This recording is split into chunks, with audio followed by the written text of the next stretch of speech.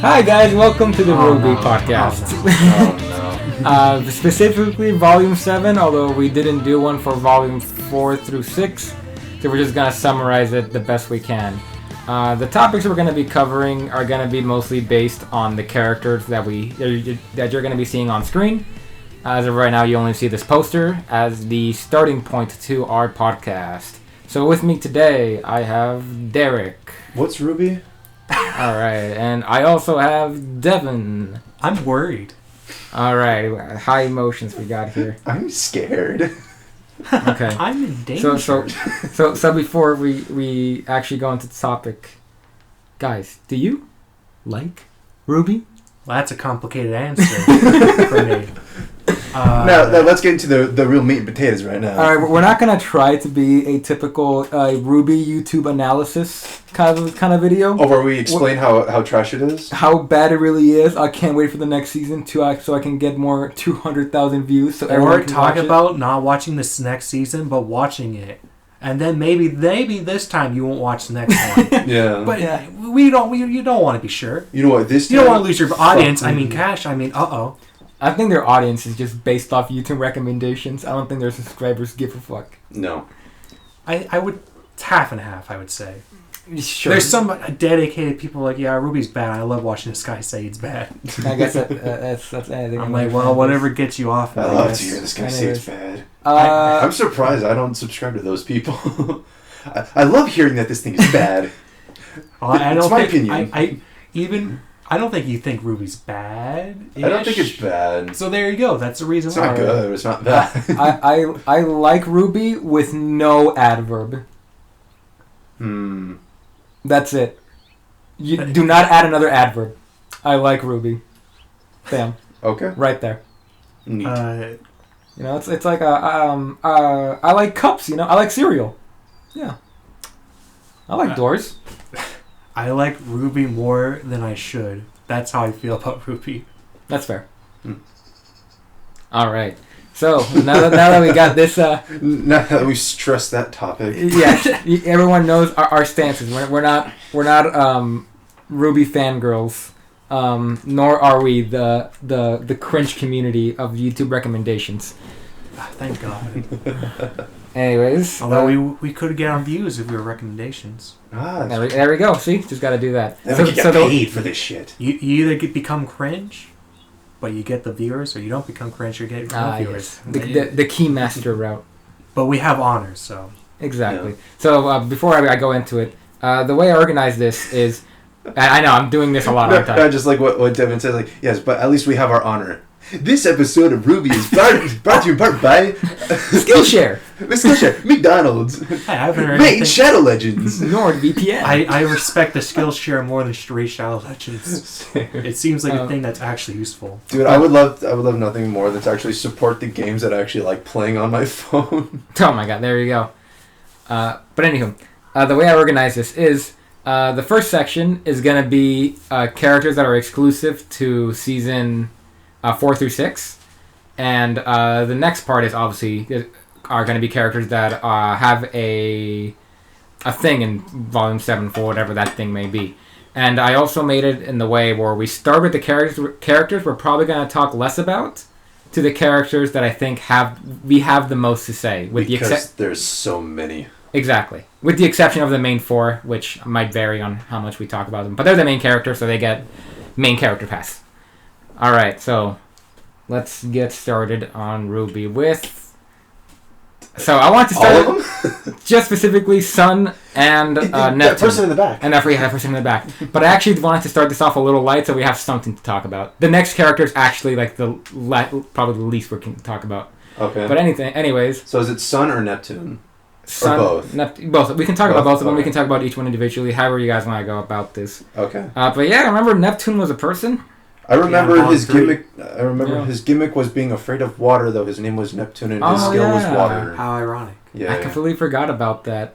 So, like, Sun had a weird thing in this arc where, like, I know, like, it's hard to talk about RWBY without detaching the shipment pairings and everything. Of course. And Blake was easily the go-to character to ship with anyone, you know? Yeah. She had like 3 or 4. 5, I think. I don't fucking know. 4. people that had the... Half of them were gay.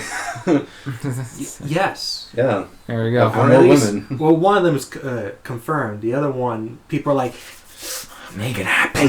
Please. And hey, maybe they'll get their wish. Yeah. It was maybe. It was weird because like I feel they were pushing it for like season 4, 5.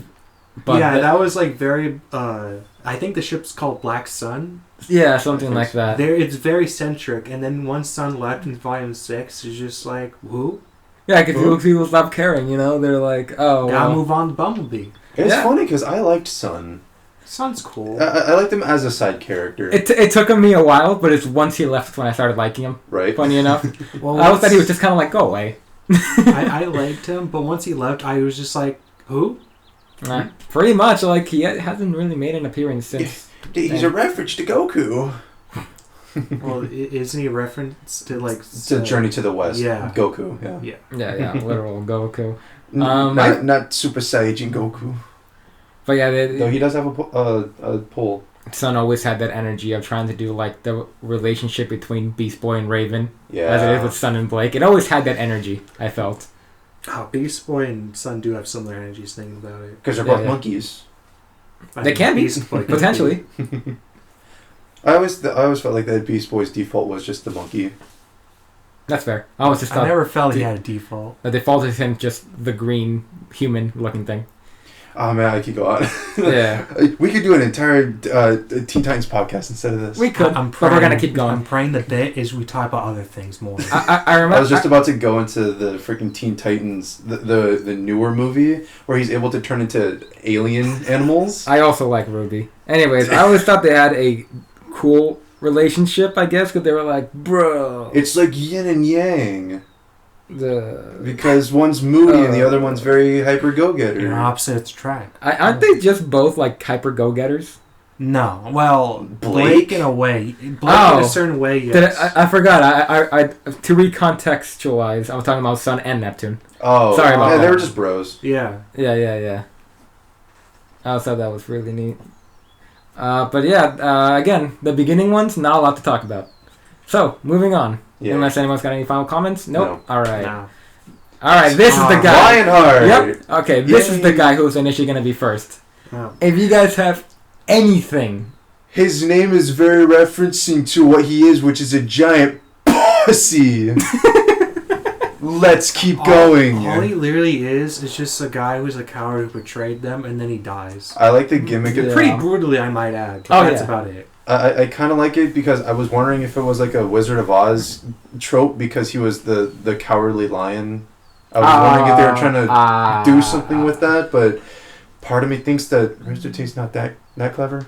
Actually, they take a lot of inspiration from fairy tales and for RWBY. Actually, so this probably was intentional. The main 8 teams are reference to that.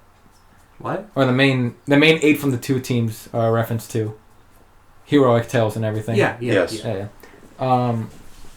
But let's keep man. going.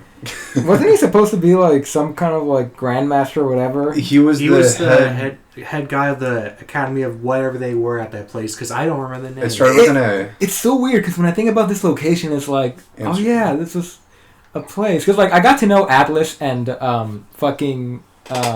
Beacon, but like this place was like just. They were there for 2 volumes. Yeah. Yeah, it's so weird. It's so weird how RWBY is paced now. Where like in the first 3 volumes, or not the first, volume 4 through 6 felt super dragged out and slow, but now in volume 7 it's just like gone. That's it. Move. I'm like, sure, okay. There's still some episodes where nothing really happens in volume 7. That's fair, but it's weird how just kind of like plot things. Like plot-wise, they move quickly. Yeah. 4 and 5 had the curse of like we have multiple objectives or multiple people to look at, so that slowed down the pacing in general. 6 recovered a little bit and got a bit faster, and I guess 7 they just got more focused because they're like, hey, we're finally at the place we wanted to be for a while. Yeah, for sure. Thank God though. Yeah. God damn it. But yeah, all the setting up characters finally paid off. Anyways, I'll get out of my face, Leo. And now we're going to talk about... You really picked the characters like... Yep. You're damn straight. I thought he was cool. He was cool because he helped Weiss, and he has that funny gimmick that I don't remember. Changing his eye colors or something. Does he have like a personality shift he can do with that? I think he just like... Who cares? Let's keep going. All right. Derek's correct. Yeah. So there's Klein. Yeah. Oh, that was his name? Yeah. It was. I named all the pictures, by the way, so I know him. You did it for references. It was very easy butler name. Because whenever you're like, oh, who is this character? Oh, that's the name I named it. Yeah. All right, and next character, Blake's parents, Kali and... You got me. Gira. Sure. I think. Yeah, Kali and Grima. I actually like her parents more than Blake. Oh no, me too. I want to talk about more Blake when she gets on her topic, but yeah, they were pretty... They're good parents. They're pretty neat. I think Blake is the only character with a set of good parents that are alive. I think she has the only set of parents, right? That are good in wives. Her mom's just an alcoholic. That's right. She and she showed up. Yeah. And his dad's an ass, or her dad's an asshole. Yes. So it's like this is she the only healthy set of parents.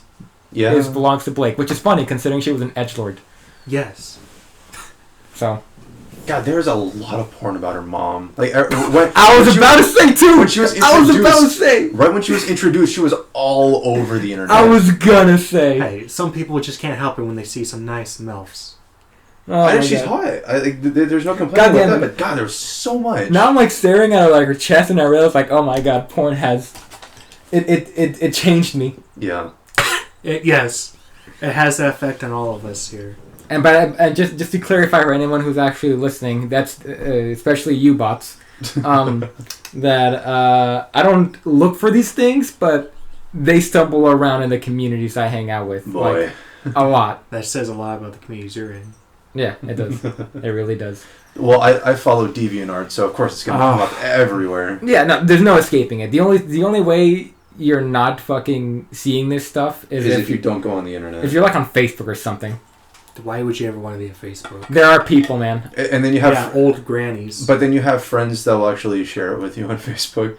Like, oh, I heard you like RWBY. I'll share it with this person. Have you had that experience happen, Derek? I don't have Facebook.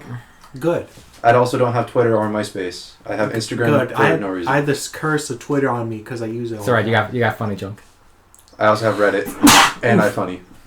No, just for memes. Yes. Do you guys want to talk about like the Faunus conflict? I think this is a good character to land on. I guess we could, but what could we talk about? Yeah, it's weird how it's just kind of gone now. It's gone. Or how big of a deal that it is. I mean, ever since Adam, it's just gone now. It really is, hasn't it? Yeah. Boy, that was the tense was bad on that one. But yeah, it's funny how big of a deal they set it up in season 2 with Weiss and Blake. Yeah. But now I feel it's just kind of like after volume 5, they just destroyed racism. It's gone. It's an immediate Claude moment. Like, yay. We did it. Racism gone. Because I remember like they made no big deal in Atlas and like, oh yeah, the dude's a Faunus. Who cares? You know? Faunus. Was that in volume 7? Yeah. I don't remember then. Yeah, we'll bring him up when we get there. You're talking about the dog guy. Yeah, it was like no one brought it up. I'm like, cool. I guess everyone just forgot that people are Faunuses, but I'm like, or I guess it doesn't matter, or maybe never really mattered in some ways until it did matter, and then it stopped. It's kind of weird because like continuity. You made a whole antagonist out of that too, who killed people. Yeah, he was cool at first. So it's just like what the fuck? What happened to the conflict? Well, dead like Adam. I guess so. Anyways, I think the dad's cool. The dad is cool. I always thought it was like, hey, son, don't fuck my daughter kind of attitude. It was kind of fun. His coat's really neat. The only thing I don't like about him is his chest. He just has a weird thing of chest hair. Oh yeah, he's got it's just one big spot. He's got the Canadian flag on his chest. That's a sexy power move right there. It is a power move, but I don't like it. I think it goes well with his beard. I find it just a tad I weird. wish he was a bit more hairy or like more I don't know. It's just a weird middle ground for you, huh? Yeah, it's just like it's like a splash of paint. I do find it actually, now that I'm looking at it, I do find it just a tad bit odd how they gave Sun like extreme definition because he had an open shirt. He has no definition on his chest at all. Oh yeah, like not even peck ripples or anything. Like look at his fucking hands; they're as big as Blake's head. Yeah, it's just a splotch of hair. Yeah. Like if you, I fear maybe it's the just, lighting. Like, putting my, I don't know. Yeah, maybe it's just the lighting. I don't know.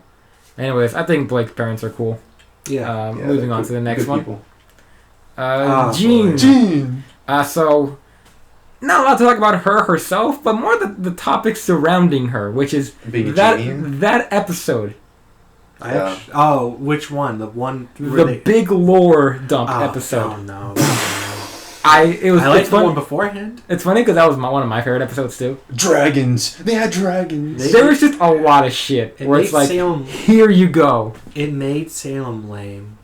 You think so? Yeah. I thought Salem was lame from the start. That's fair. Salem she was all right. She had nothing, and then they gave her something, and then I was like, oh.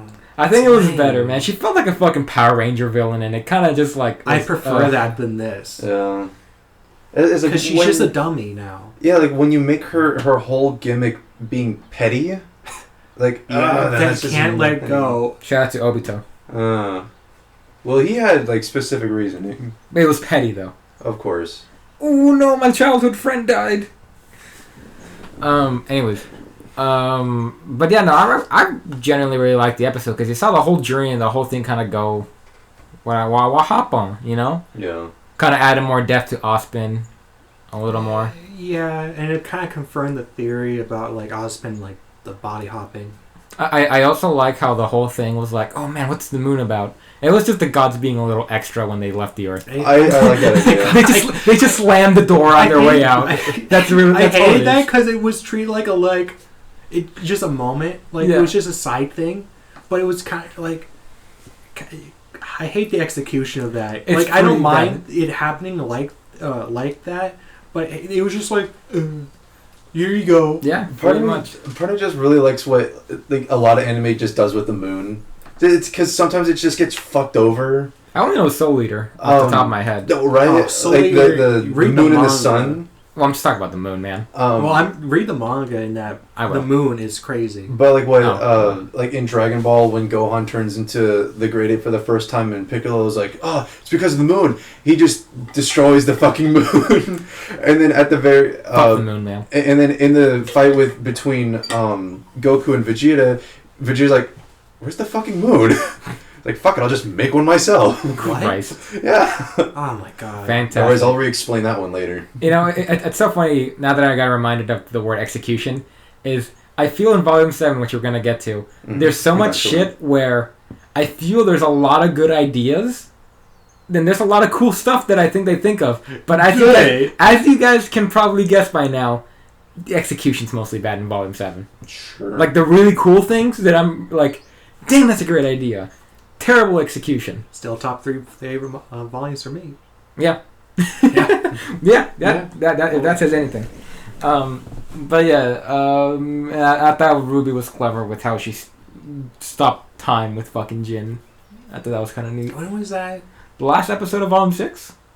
She was like under pressure. Where she was like, I gotta stop the monster and use my eyes. Yeah. And I was like, oh, that was okay. Yeah. But that was a clever moment, though.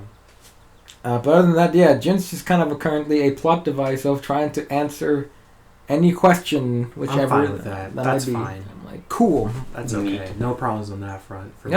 Because the last thing this show needs is more characters. Speaking of the next character, let's talk about Raven. MILF material. It's funny because she has less porn than fucking Kawa. I know. Which I find funny. Maybe Kawa is just a meme. I might have kind of like Weiss, kind of like Chad Weiss. I don't. I don't know if it's a good idea talking about this topic in a RWBY podcast, but if you're that curious, I'll tell you about it later. Okay. What, porn? Yeah. Oh, sure. I'll get. It's more specific, but later on. Moving on. I thought her mask looked pretty cool. It did look pretty cool. It did look pretty cool. To be fair, she's very aesthetically pleasing. I also like her sword. Yeah, her sword's like the best weapon in the show. Yeah, that's pretty much the best that or Adam's. Adams. I don't know. What does Adams do? It's just like a sword that has a gun on it. I thought. No, actually, what it does is that he's able to just shoot it from his hip. Yeah. It's freaking. But this one has like a revolver kind of thing where it reloads like different dust. Yeah. Which is really cool. Look, you're a character. Exactly. Basta. Anyways. Anyway. Raven's a character. She I is. kind of forgot about what happened. Volume 5. She's Crow's sister. Yeah. Did you know? Volume 5 Yang's happened. mom. Yep. Very bad parent. Yeah. A bad parent. And a very kidnapped wife was a boo boo boo. Like her whole like thing is like at first you think she's bad shit because she like in Volume 2 she'd be able to own a Neo with facts and logics in her blade. Oh, that's right. She appeared in Volume 2. I forgot. Yeah. She makes one appearance. She was just like, "What's up?" And then she's like, "You only get one." Yeah. Which actually she did say that. That's true. And then she bows out, and then you don't see her for like a while until like Volume 5 is her volume. Unfortunately. Oh, that's right. She becomes the maiden too, right? No, wait. Oh wait, what does she get? She gets something. Yes, she does. She gets something. Yeah, because right. her ally was that girl who was the maiden. And then Cinder's okay. like, I want her, and then she dies, and then like, no, I want it, and then isn't that Raven? That I think that goes against what Raven actually wants, because ultimately she's just a big coward who is scared of Salem, and she's like, I don't know, but Salem can't be beaten. Oof, pretty bad, boys. But now she has the power to do it because she was able to. Like, we don't know the maidens' powers actually do help, but all we know about the maidens is like they are more powerful, and Salem apparently wants them. There might have been other reasons that I've been forgetting. I don't even think Salem wants them. I think just freaking Cinder wants them. Honestly, Cinder's like, cool power. The way these just 4 characters are setting up, I'm just like, the main 4 characters are going to be the next maidens, aren't they? The 4 current maidens are going to die. Oh no! And they're going to be the next maidens. I feel it in my bones. Ooh. Ruby's going to kill Cinder. Ruby's going to become the maiden. Fucking. Oh no! I thought it was gonna be Ruby's friends with Penny, so Penny's gonna and then she's gonna become the Winter. No, Penny is friends with Ruby, so then when Penny goes, Ruby becomes the Winter Maiden, and then Raven is Yang's mom, so then she becomes the Autumn Maiden, and then something happens with Blake, so she becomes the Summer Maiden, and then something happens with Cinder, and then I don't know. They might also stack. You never know. Cinder, I think it was trying to go for maidens for power because I need it. Are we just gonna turn Ruby into Goku? Yes. Overpower her with so many fucking stack abilities. Because not only does she have the Sharingan, she also has Super Saiyan and Kaioken and God Ki and Super Saiyan 4 powers. She took a bite of the gum fruit. she caught up an Arceus. It goes on. Anyways, she has the Soul Calibur too. That's her and the Soul Edge. Well, that's a bad thing to have, though. If you have both, and you're a god, you become big dick apparently. And also, she duels with the Seal of Orichalcos. And she summons Exodia at any time. Anywho, Raven needs more. A little bit. You just don't remember Volume 5. I guess at the ending they were talking about like, yeah, fuck you, mom. Yeah, basically Yang owned her mom with facts and logics, basically saying you're a big scaredy cat, and I'm gonna leave you owned. Gets the relic and leaves, with Raven being owned. I kind of like that. It was kind of cool. Roll credits. It was kind of cool. Some people might critique it particularly, but I don't remember the dialogue. Yeah. Again, I like the idea when I think about it without actually knowing the details. It's good. Right? It's like the demo video of like, if nothing has flaws, then everything's a 10 out of 10. Yeah, there you go. Go with that logic. Anyways, do you guys want to comment anything on Raven? She hot. Yeah, she's hot. That's about it. Has a cool weapon, is a scary aesthetically pleasing, and it's alright, sure. Now, next character, Hazel. Girl. I want to talk about him, because I remember how hyped I was for him. I like his power. His power is alright. And then, I remember how hyped I was about him, because he looks so cool. He does look so cool. He had a cool attitude. Yeah. And then he just sucked. Yes, because his backstory is the biggest I've ever seen in the show. And he started being a bitch halfway through the fight too. I'm just like, what the fuck? Because his whole motive for going against basically the person that I don't even know what does What does Sam want again? They tell you. She wants to take over. She wants revenge on Osmond and take over the world. Does she just want to kill everything? Yeah. Okay. She wants to make everything what the fuck are the things called? You got me. Grim? Grim. Yeah, she wants to make everything grim. I know. Yeah. Okay. But so basically, because he's helping the basically person that's the devil. Because Ozpin was irresponsible, not directly it seems like, or maybe it was. It was an accident. And accidentally had his sister die on a mission. He's like, well... Like, I can understand having hard feelings for Ozpin for that to happen. That's fine, that's natural. But to go that hard and basically like, I will damn the whole world because you screwed over the person I really like the most. Yeah, this show has a lot of melodrama, I feel, man. No kidding. Especially with what happened. I gotta ask, because Volume 7. I gotta ask, since I'm a brainlet. Okay. People bring up melodrama as a critique. I don't know what melodrama is. Like, what is it? How do you define it? It's kind of a buzzword that I. It is a buzzword, but I think the actual definition is like very mundane things happening to you that is drama, such as someone feels like they died inside because they lost their pen in a bridge or something. I was just about to say that. Like, have you ever had a day where everything has just gone to shit, and then at the moment, like you were playing a video game, and then you never plugged in your game, and then your controller died, and you're like, well, fuck my life. That's actually a melodrama. And then Joker's like, it only takes one bad day. Exactly. I'm not a gamer now. Or I had the white paint on my face.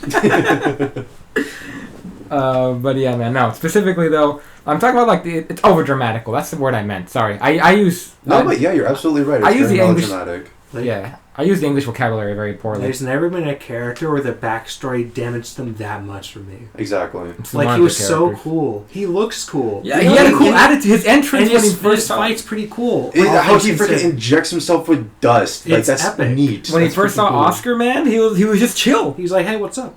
Don't worry. Yeah. I thought I was like, holy shit, we actually have a humane character on the bad guy side. He's gonna be the fucking Zeke or the Camus. Yeah. And then he realizes that Oscar just like Camus, he's an idiot. Yeah. Pretty much. What were you gonna say, Derek? I was gonna say, and then he saw Oscar, and then he realized it was Osbin, and then you're like, oh yeah, he did. I hate that man. Wanger, my sister dying because it wasn't directly your fault, but I still blame you. It's just like I the establishment you set up that was at fault, so it's your fault. Directly, I will doom humanity for all of this. I'm like, what? Unfortunately, anime has made me accept. There's like, oh yeah, teenagers act this way. You know, they'll get emotional about something, but he's a fucking adult. He's a human. Yeah, he's a man. This guy's probably older than me, and I'm just like, if someone. You know, for me, if let's say my fucking manager of where I'm working at for some reason overworked one of my sister or something, and she died or something, I don't fucking know, something stupid like that. But Hector, you don't like your sisters. And moving on, you brought I wouldn't be like, oh yeah, I'm gonna join ISIS and make sure I destroy the whole United States because my fucking boss did that. I'd be like, no, I'm gonna fucking sue him. I'm gonna sue him, stand up to him. I'm gonna do something on that scale, you know? Yeah. Yeah, try to like get him fired or like get the hell out of that power position. Yeah, I guess in Hazel's case, it's just do like, something responsible. Like he doesn't even have to do something responsible. Do something personal. Like fuck him over personally. I would honestly be fine with. I personally just want to take Ozpin down a peg. Like, own him that hard. I think that or just chase him out, or just try to ruin him. If his whole gimmick was the destruction of Beacon, which was successful, if that's what all he wanted, I would accept that completely. Yeah. If he just did that and then walked away, that makes a good character. Although, if that's the case, but if Sam was like, hey, don't leave. Once you're in, we're family, right? Right. Like, if they had that some kind of angle for that would be acceptable too, because he wouldn't be there by choice. It's more like a threat, which is reasonable for Salem to do, because she's crazy. Yeah. Like, I'd be fine with that. But it seems like that doesn't happen a lot. I mean, he is scared of Salem, who probably isn't, honestly, in the show anyways. Yeah. But it's never, like, explicitly, like, she has, like, the mafia guns, like, hey, gonna leave, huh? Yeah. Like, it never really occurred. He's like, yeah, I'm doing great here. Yeah. I love the brim. Look at that. Yeah, maybe look out the window, guys. Maybe Salem was that's a dragon. used her mind break drugs and be like, ooh, you're my side now, kind of thing. I don't know. Who knows? Anyways, Hazel was cool. Sucked. Wasted potential. A lot of wasted potential. Yeah. Anyways, moving on to the next character, Ilya. She's a Camilo. It's the gay lesbian. One. It's the first gay character in the show. Explicitly, yes. Explicitly, yes. I think her fight with Blake was probably one of the best in RWBY, despite being the least flashy, just because it actually had more personal stakes. Sure. It looked cool. That's as much as I could say about it. I got nothing else about this chick. There's a lot of fights that look cooler, but this is the one that I cared the most, because RWBY has a thing where they like to add a lot of fights. It's their thing. It was kind of Monty's thing. Yeah. Monty meter. One in the jar. Can't go a single conversation. One in the jar. Anyways, it's fine. I didn't reference how it's the shadow. Don't do the thing where you're going to say the thing you weren't going to say, but actually say it by process of doing it. I mean, I don't want to be racist, but I'm not racist.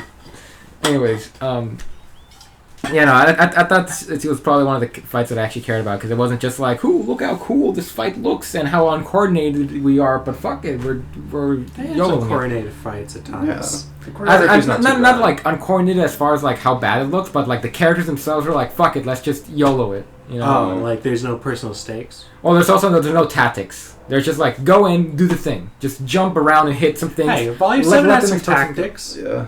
Gun counting and bullet counting. That was the one time ever they had tactics like that. And to be fair, during that fight, they were fighting inside of a burning building, so... Burning down the house. So I thought that was actually one of the cool fights, and I kind of wish there was more fights that are a lot more like... It is. This is what it means. I don't know, whatever. Anyways, I think the whole... Why did she join fucking... Because Blake left. No, she was with the Faunus resistance, or let's just refer them as ISIS. Yeah. She joined ISIS because Faunus problem is bad, but I don't believe that. But let's just pretend it is bad, and sometimes it is. Yeah. In moments, and then Blake left because she's like, oof, this is bad. Okay. Then she's like a scorned. She's like, oh. I'm gonna call the Faunus group Antifa and Salem's group ISIS. Okay. All right. I guess let's keep it consistent. So yeah. So is that the fucking thing? Like, I don't know, man. Just like, it's kind of a weird thing to fucking join Antifa and be like, just kind of like, fuck, I lost my train of thoughts. Fuck, I was gonna say. It really does that to a person. It really does. Derek, you're gonna say something, right? I literally told you I have nothing to say about this chick. I mean, what made you think I did? Because you kept talking. See? Shh. No, I forgot. Let's just keep going. Alright, I forgot. It doesn't matter what her fucking motives are. She doesn't matter anymore. Don't need to be so blunt. I thought she could. She might come back. I thought she could. As a surprise. Hey, look at that. Hey, she's gonna join the Avengers army. That's actually what I'm thinking. What they're doing, which I'm totally down for, is they're just making so many characters because they want to have an Avengers thing at the very end. Yeah. Oh no, you might be. I'm super. Oh, I'm sorry. I'm okay with that. Did you not see it with the whole freaking fleet of destructive Grimm coming? Wait, what? At the very end of 7. Oh, what, the elephants? No, the whale. I'm completely okay with them doing that. I just hope that it actually looks cool, even though the execution on the way is kind of shitty. That's what I'm concerned about, really. Cool idea. I'm sure as far as action goes, I'm not worried. But again, that's the only thing I'm expecting from the last season. I'm like the Harold Hide the Pain concerned. That one episode is going to take like a whole year to animate, though. It's the season finale. They're probably going to be like, we'll just burn you out. Animators more. Next characters. Yay! I actually have things to say. I like Mercury. Again, I'm telling you, it's going up. It's going up. Anyways, I find it very weird how Yuri Lowenthal is just very up with just keeping Mercury. Really? Yeah. There has been a lot of replacements, at least. He's the one celebrity cast member that has just kept with Mercury this entire time. Oh, no shit. Mm-hmm. Anyways, they were not around much for Volume 7. Not all at Volume 7. No. They had a thing in 5 and 6. They were there in a bit. And a little bit in 4, just sprinkled. Like at the start where Emerald was like, what the fuck is this place? Yeah. Which is fair. They had one really good scene though in like volume 6. Derek seems like he wants to say something. I just like Mercury. Why? Because when it was just Mercury, Cinder, and Emerald, like you could definitely tell that Emerald was like the little puppy dog to Cinder. Mercury, on the other hand, was just the guy that was just there. Just drilling. I always just adore the characters that are like with the evil person. They're like, yeah, I'm just here for the shits and giggles. It's kind of fun. Yeah. Well, he has nowhere else to go, really. Yeah, exactly. Same thing with Emerald. He killed his dad. Yeah, dude, that part like was his fucked. dad was a dick. Of course. He was the one who fucked up his legs. Yeah. That part was just fucked, man. Holy shit. The Well, whole situation. What, him killing his dad? Yeah, just like, this dad was a dick, but it's kind of fucked killing your own dad. So it's like, shit. I wouldn't know. This... Maybe one day. Add another one to the bingo card. Derek referring to not having a dad. Abby choke at it with Derek and his dad. My God. One for the meme jar. Anyways, but fucking to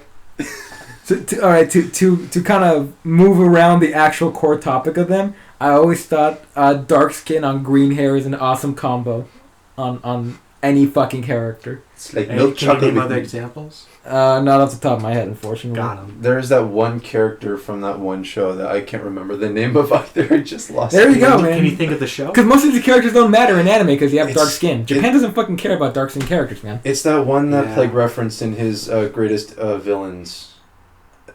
Oh, are you talking about Wafu? Yeah, there's a character with dark skin and green hair. Oh, yeah. Cool villain there. Other than that, I can't Yeah, with fucking Asian haircuts, man. It's the shit. think of anymore. It's very depressing when the character Bob from Tengen Ujo is a main character but doesn't have his own little solo bit in the opening. Sad boys. Very sad. But anyways, I was really hoping, They'd make a comeback somehow. well, more that like they would get a little more development or a little more things. Mercury, we got a backstory, which is cool. Emerald too. I feel like that the Emerald was just a freaking outcast. She was she was slumming it in the she was city until literally a Cinder came around. street slum. Yeah. Gotcha. She was riffraff, a street rat, and no one likes that. I guess I think Mercury's is more shocking, which is why I remember Mercury's a lot more. Well, yeah. All we get from Emerald is literally just Cinder appearing to her one day. He's like, "Hey, you want to hang out?" you got some welfare checks on you? No, but do you? Hey kiddo, I like what you do with your eyes. Come with me. Basically.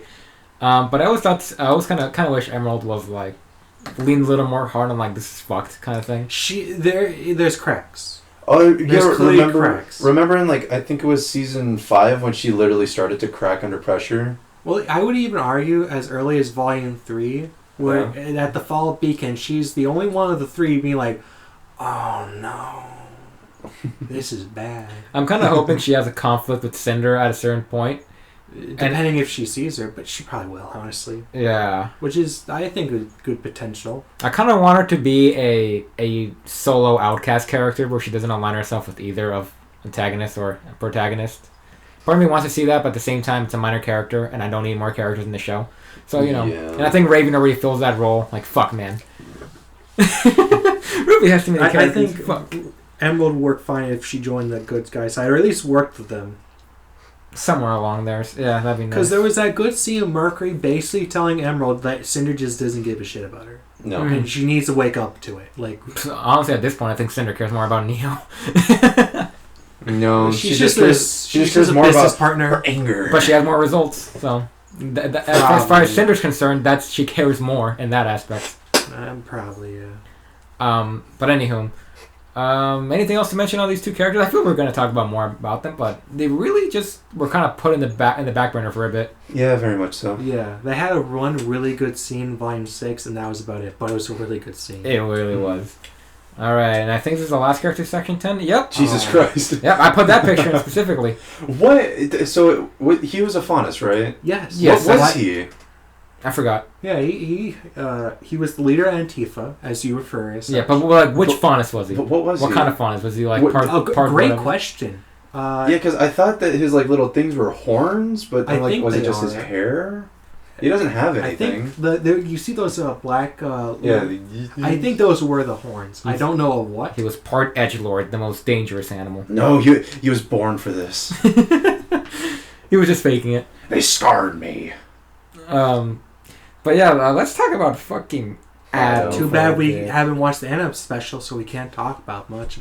Is there more shit apparently? There was one thing. There was like a little special about Adam after Volume 6 that I did not watch. I think I did. Did you? I think. Because it talks about like his past and like, how he became corrupted or something.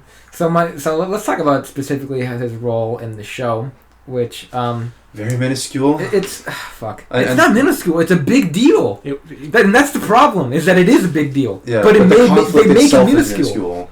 Yeah, because as much as I don't like video analysis on RWBY, there's one point that I always think about is like at the end of season 3, they completely raise his power level by being like, holy shit, he just cut off Yang's arm like nothing. Yeah. And that's usually a risky thing.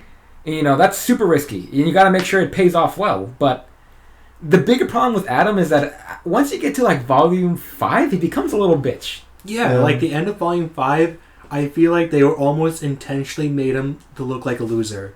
Because he gets like slapped in the face and then runs away like a coward. And like Blake and Yang didn't train or like didn't go to a huge training arc or they didn't like learn. No, they were the same.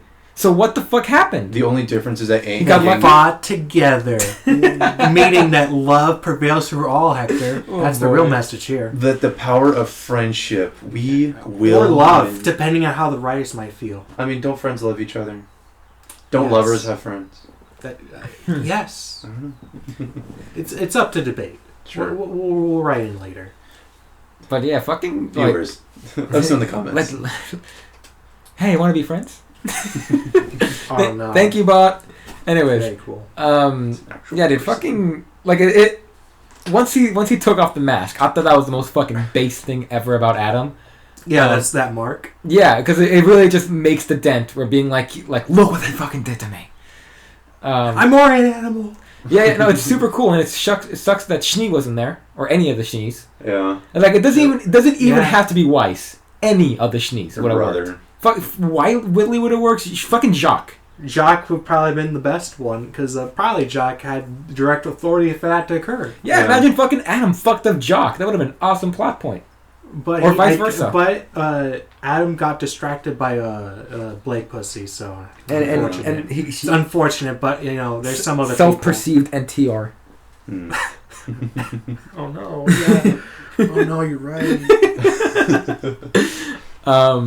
But man, dude, I always thought it was kind of weird how it was like kind of a young kind of Sephiroth sort of thing going on. Is it the sword that's making? It's definitely the sword, the quietness, how strong he is. So strong.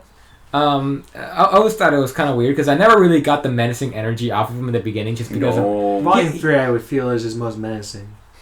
Sure, yeah. I think it was just a combination of his voice and like he sounded like a kid. I think that's what I'm trying to get at, which is a little sounds weird. like a teenager. Exactly, he just sounds Kylo Ren. That's what it is. There you go. He feels like Kylo Ren in the beginning. Kylo Ren had a better work. Oh no. But yeah, man, fucking like that one. It's so weird how they just move on from him completely. How big of a deal? Yeah, he's just dead. He's gone. No impact. No. They don't even have PTSD. to deal with the trauma of killing someone. No, which is weird because in Volume 4, Blake had to deal with the trauma of losing an arm or a limb. But I guess killing someone is not as bad. No. 9/11. What happened? Osama bin Laden's dead. Oh. We got him. Oh man. God damn, dude. He really just sucked after season 3. Like, so fucking hard. Oh my god. Volume 5 was like the start of the fall, and fucking 6 was just the death. Now. Season 5 wasted potential. Like, what happened to his fucking... The video title. His crazy ass instincts that just like Blake was about to hit him from behind and he just fucking like turned around like nothing personal, kid, snapped the arm off like nothing. It's because he was fucking Virgil he at was that moment. Broken mentally, so he wasn't able to focus that well. He was too busy thinking about that Blake pussy, man. Yeah. It kills people, I guess. This was a shitty conclusion of Volume 6, I might add. Oh my god. But Blake and Yang got closer together, so that's all we wanted. And we'll see how that develops. We'll talk about Bumblebee later, don't worry. We'll talk about Bumblebee Tuna. Yum Bumblebee. This episode is brought to you by Bumblebee Tuna. I would love to be sponsored by them. thing in their corpse, so they're fucked. This is the last character in the Volume 6 and Below trilogy. Or trilogy. What? Whatever. Chapter. Chunk, yes. Group. So moving on, we're going to reset on how much we can talk about a character. So prepare to go low again and slowly raise back up. All right, so let's start it off with... Is this just how you... The structure is this of like... It's just one big down and then it goes back up. Okay. Well, it's... Okay. Yeah, okay. yeah. This was just a little mini preview. Okay, now we're moving on to Volume 7 characters' involvement. Okay. So now, let's talk about Team Funky, how they made a comeback. And I want to say, specifically on them, I'm like, wow, remember how good character designs were in Volume 3 and Below? Yes. Remember how interesting characters were? Just by appearance? Whack. What's the problem here? I don't even remember the two in the back. I just remember like how they... Well, the only two that kind of matter were the girl with the roller skates and the guy who's like, I'm a jazz boy. Exactly, Yeah. you remember that shit. I don't remember any of the fucking powers and fucking the new ones. Hers was rainbow dancing, and his was being able to clone himself and do all over people. It's like that meme. Yeah. Yeah, I thought it was super cool. Like, why don't we have more characters? Please don't Gen 3. We need more characters like this, man. Like, fuck. Just, like, have fun with powers, man. Just fuck it. I feel that's kind of missing. Anyways, it was nice that they made a comeback. They're not Team Coco, but, you know. Or coffee, whatever. I don't know. Yes, coffee. I hope this becomes a bit. So, yes. Anything else? You guys want to say anything? No. No? They're cool, and it was nice seeing them. That's all I can say. They're pretty neat. The amount of time they had on screen was the right amount. You know what sucks the most is the fact that when they came back, I'm like, Maybe you gave yourself hope. I gave myself hope. That was your first mistake. To be fair, me too, Derek. Yeah. Me too. Like, no way are you I'm glad kidding me? I'm glad I don't care about coffee. Because I know they're part of Atlas, but what part is Team Coffee part of what? They weren't part of Beacon, were they? They were elites in Beacon. So they're just fucked off somewhere. They were seniors of Beacon when RWBY was a freshie. They appeared in like Volume 2. 2 and 3. So they're just grilling somewhere then. All right. So next we got Pietro, yeah. I like his introduction when he sees Ying's arms. Like, you painted it. I like that thing too. It's like, yeah, dude. Of course I painted it. I thought he's kind of a chill dude. I kind of like him. He's cool. He's neat. He's cool. It's nice to see because he's like, oh yeah, I made Penny, and I guess what, Penny's back. I like your reference to him being Morgan Freeman because it fits very well. Yeah, totally. Just more mechanical. Yeah. I'm dying. Yeah, I mean, it was kind of a plot convenient, being like, I had enough just to bring back a character. I can't do it again, though. Nope. So that means, like, if Penny dies again, this is it. We swear. No, but she's a maiden now, so it can't happen. Well, I feel like that's more of a death flag. It is going to happen. Yeah. I'm calling it right now. The 4 main characters are going to end up being the fucking maidens. Or there's going to be a machine that allows them to transfer powers. Go right down RWBY. No, should I post this video on RWBY? No. All right. So, anything It'll else? end up there anyway. Anyone else have anything else to say about Chair Spider-Man? He was cool, but not very much in the Volume 7. That's all I can say. All right. There we go. So, next character. I hate her. Really? She's a disappointment. Absolutely. Also, she's a plot device to use for RWBY as training, although She's she doesn't really... She's a disgusting MacGuffin, yeah. I know she's extremely unpopular among the community. I'm just curious why, because I thought she was alright. She's alright, but even her backstory, she's kind of lame, where she just gets owned. Yeah. Her design's really cool, though. Yeah, it was kind her of cool. Backstory, sure, but this one is... And she has some good, funny moments. Yeah, and she's got some quick, witty lines. But yeah, I guess she kind of is. It's her quick, witty lines that just... They don't... Derek, I feel like you have a hit or miss rate with those kind of characters. Yeah, it's like... If they run well, then sure, but a lot of the times it's like, during serious moments... throw in the quippy line, because remember, this is not we're not running a horror drama right now. I love the MCU. It's a cartoon. I think she knows when to calm down, though. Doubt it. Really? Yep. Or whatever. I always thought her they design was made her out to interesting. be a super badass, but even her when you see her when she was younger, she just gets owned. You're like, really? Yeah. I guess they were showing that one time she got owned. I don't know. Whatever. Well, she got owned by Time Stop, so. Well, there you go. Anyways, I always thought she had a neat design too. And then like, and she doesn't even talk much in the show beyond like, hey RWBY, here's the silver eyes. And it was just like, oh, okay. Yeah, I mean, I like that episode a lot though. The freaking Slender Man episode. That was cool because it's like creepy. Yeah, I always like the idea of like deterioration of the mind due to something happening. I was like, nope, it was just the freaking ghouls and goblins in the basement. It was a really good creepypasta come to life. It was a decent arc. It was just an episode. What's it called? I'm just gonna say arc because I got nothing else. Sure. Anyways, anything to comment on her? Else? No. She doesn't do much appearances in these last 2 volumes. When she disappeared in volume 7. Huh? Those are only 2 volumes too. Yeah, I know. There you go. When she disappeared in volume 7 and just hung out with Pietro, I felt like that was the amount that I liked. I could handle. That was your tolerant point of like barely being relevant. Yes. Yeah, she should have more, considering she's an old character that's a huntsman. She's an old woman. And it's funny because I feel Crow has more than her, despite Crow being younger. Crow's like a main character. Crow's a relative, so he has to stay. I guess so. That's the key word. He's been a mainstay since volume 4. There you go. So since volume 3. I guess a main, like, hanging out the group kind of thing. Mm-hmm. But I guess he's been a side character. His main intro was volume 3. 2. Yeah, but like I would say he got to prominence in volume 4. Yeah. I think that's what I'm trying to refer to. Anyways, moving on to the next character. We have the alcoholic. Willow. By the way, every character in the Schnee family starts with a W except for Jock. Yes. Oh. So yeah. Because remember, he was the only one who married in. Exactly. They're trying to be clever about it. Haha. Oh, my brain's a little big. Anyway, well, and also Klein, but it's like he's not. He was family, but he's not a Schnee. He's just. I know, but he was family, but he wasn't family. That's fair. He's a butler. Anyways, fucking. You get one scene with her. I have camera. I mean, it's nice to finally see her. Yeah. Jesus Christ. Yeah. Boy, she looks depressed. But if I was married to Jock, I'd be too. And I'd be drinking. I wonder if she got married by fucking force or something, or probably blackmail. Well, we parents don't were know. Like forcing. I don't know. We don't know. Really Maybe don't. she was because she's a woman, and the Schnee guy, her dad or something, is like, "Yeah, you're a woman. We gotta marry you with a guy." Mm-hmm. Maybe the dad was like also like Jock, like we gotta make sure to marry my daughter with another guy who knows how to do business. A guy who's very respectable, knows what he's doing. He just looks exactly like him. He's got deep pockets for a good man. He's got that eye, that winning eye I like. He's a family man, that guy. He's got good senses on the races. Hey man, he's an economic powerhouse. You gotta think about it. They at least had sex 3 times. So have that in your that's psyche. Right. Have that in your psyche. But I don't like thinking about that. She's drunk. I guess she cares about Weiss and the other kids, and Wiley a lot. I did like that. Well, because Wiley's the only one that stayed, and we're gonna talk about that when we get to Wiley, which is coming up next. That's fair. But she has cameras. Yes.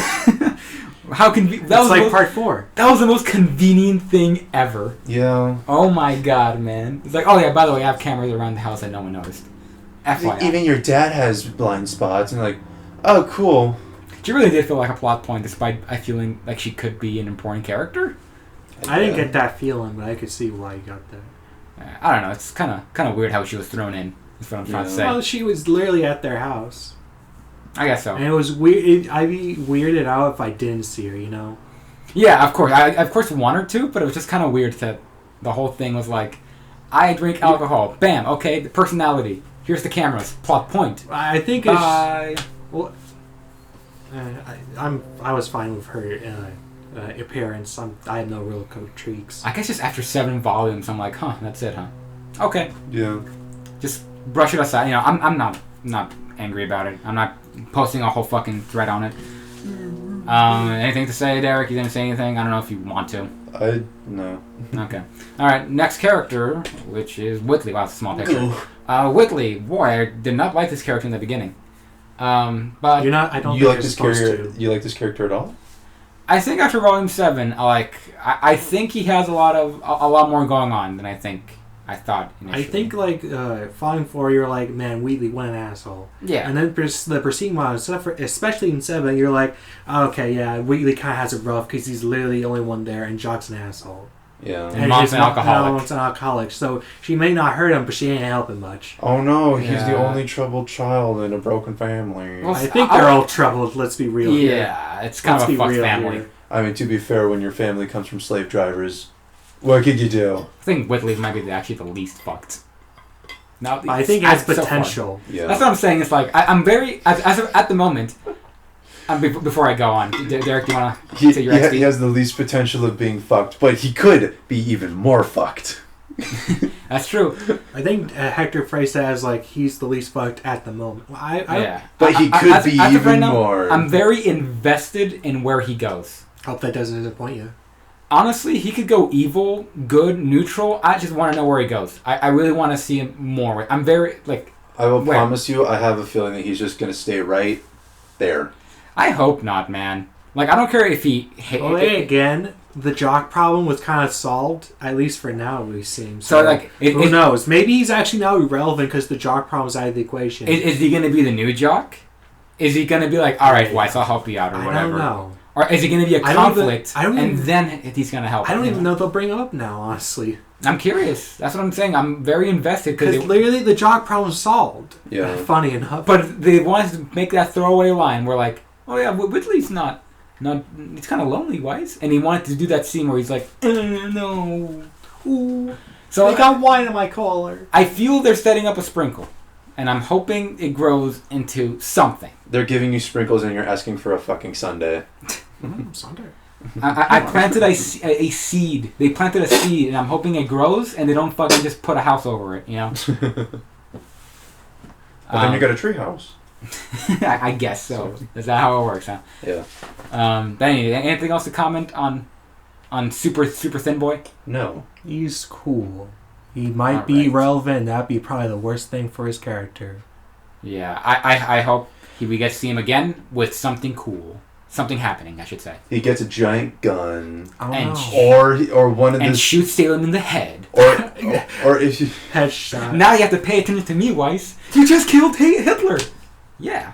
Or one of the statues in the freaking in the hallway, the giant pillar statues just becomes a mech and he's riding it. Just something ridiculous. He just pilots a fucking mech. This is my original story on how Whitley's the main character. That's awful. Anyways, moving on to the next character, then the next Schnee. Barely a Schnee, I'm an really. asshole. Yeah, it's kind of his thing. He's supposed I love to hit my children. Yeah, we saw that in Volume 3 quite well. I think spanking is a good form of punishment. 3, I think he was also like, why? There was in 4. There was the slap that he did on. Oh yeah, specifically. Every time that I whip him, my kids are learning. He's got the slave owner in him, you know. He looks it. Yeah, all white. He just eyes low with a nice compliment of what the hell is that color? Like a light blue. Yeah, it's really like a pale blue. Give him a hat. Put him in the 1700s. Oh my god, the hat. Yep, there you go. The hat's all he needs. He's right. Hey everyone, I'm Colonel Sanders. But yeah, it's funny because like Jock's not really evil. He's just a greedy fuck. He's just an asshole. He's an asshole. Greed made him evil. We don't know why he was an asshole. I guess we don't need to know why. He's just an asshole. Well, because he was being... He's corporation man. Yeah, he's just the corporate man who just got owned. Yeah. Also, what the hell? I forgot his name. Election. There was something. He fucked up the election, and it's like, yeah, I won. I did it. Yeah, I wonder if that was some commentary. I wonder if he still would have done it knowing he was working with Salem. That kind of makes me think.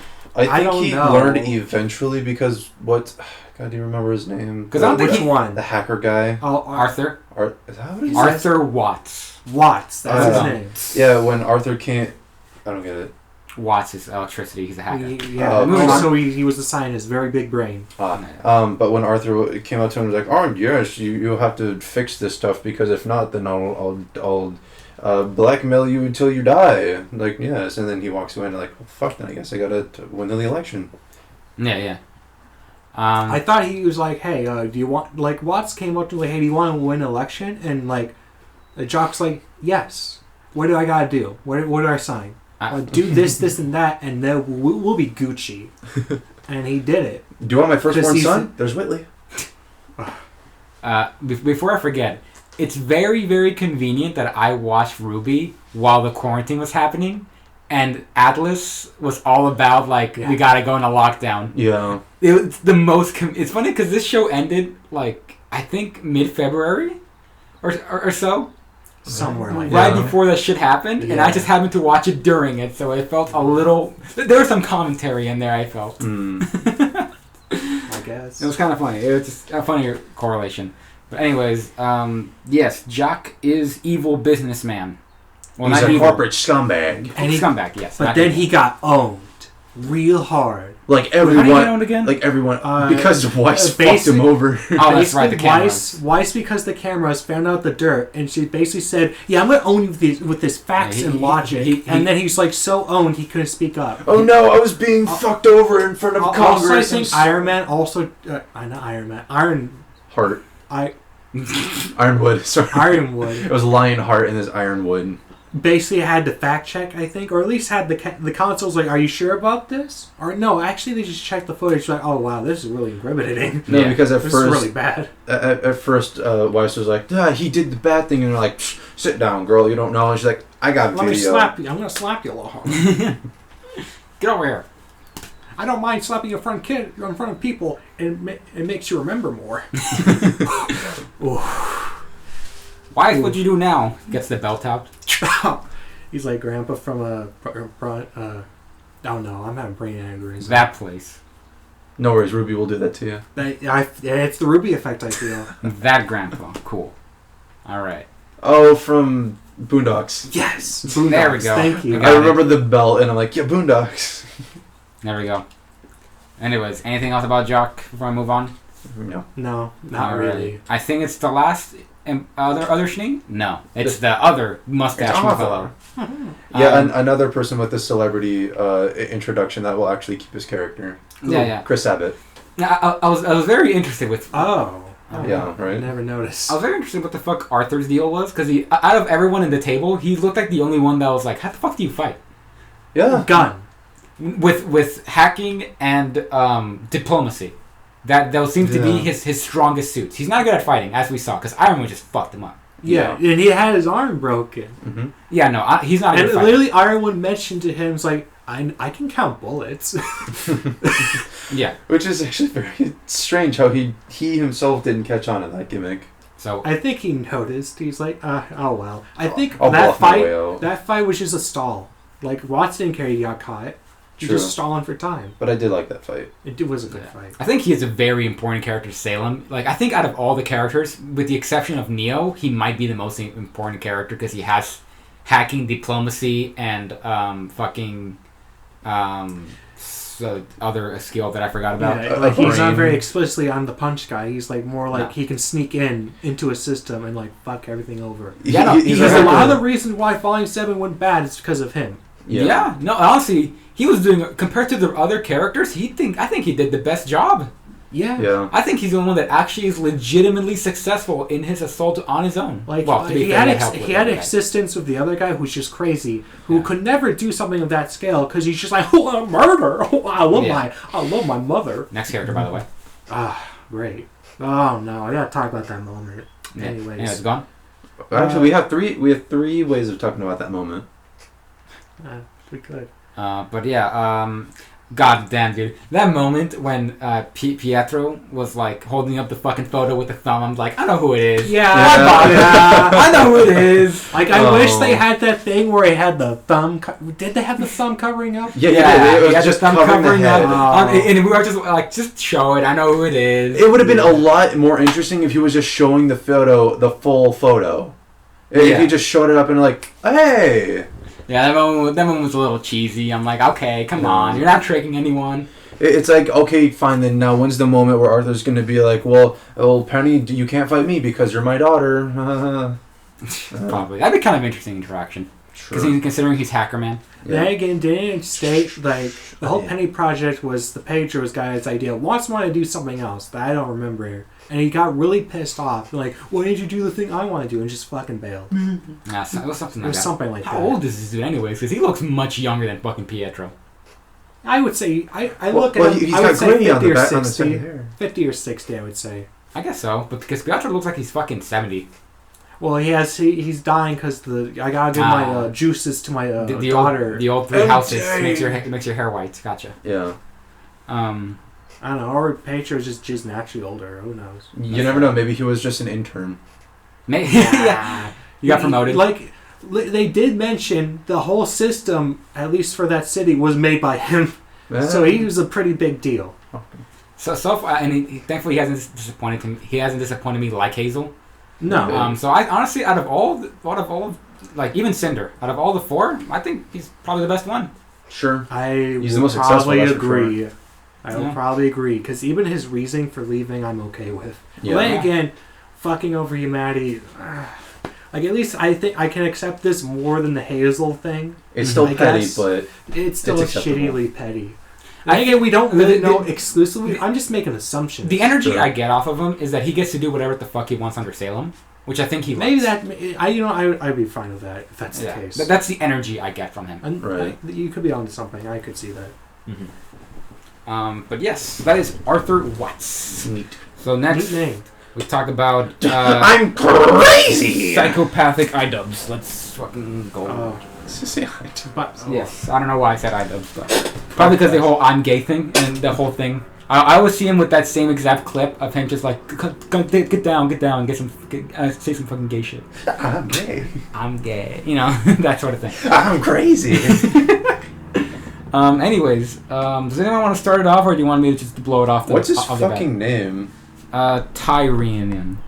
Tyrian. Tyrian. I don't know. Tyrian. Yeah. Tyranny. He has one good scene, and it's in Volume 4. I was gonna say it was when he breaks down like a little bitch. That's your favorite scene? Yes. I was gonna say it was the one at the very end of 7. That one's a mixed bag. It's funny because I feel completely the opposite. I thought he was awful in that scene when he was crying. It gives him more depth than just being a psychopath. But I feel that's what psychopaths do. They cry when something doesn't go their way, or when they disappoint their mistress. No. Yeah. Before that happened, I thought he was just a crazy boy that he got lucky and was saved by Salem. And he was just like, oh boy, I can do this because she allows me to do the murder. But he never felt like a threat in Volume 4. He felt like a throwaway villain. He fucked up Crow. A little bit. He poisoned. He recovered. I almost thought Crow was going to die in Volume 4. Like, I never really got that energy, I guess. Maybe I was foolish enough to fall for the trap. But there was a legitimate threat of danger when he was fighting Crow. And he fucked up Crow, which is saying something. Crow before, like... Well, remember... I feel every character has fucked up Crow. Well, remember, there was... I'm talking about why do you think I said it in Volume 4? Crow meant something. Okay. Like, sorry. Okay, but you gotta remember, the whole gimmick behind Crow's semblance is the fact that he himself is just unlucky. I hate his semblance. I do too. Fucking stupid. It's such a throwaway that you get to be like, yo, this is my reason for bad things happening. No, I'm thinking about the other semblance that's convenient. Bad Ranger. Haha, that's my semblance. Anywho, I don't know, because I felt he was a huge threat in Volume 7, especially paired up with Arthur. I feel like Arthur was the actual threat. He was just the accomplice who was just like, yeah, I'll stir up chaos because I'm really good at that. He showed how fucked he can get in the last scene, honestly. It was actually this moment itself where I liked what he was able to do. Yeah, me too. It was also his combination with Arthur that made this whole scene well. I will say that last scene...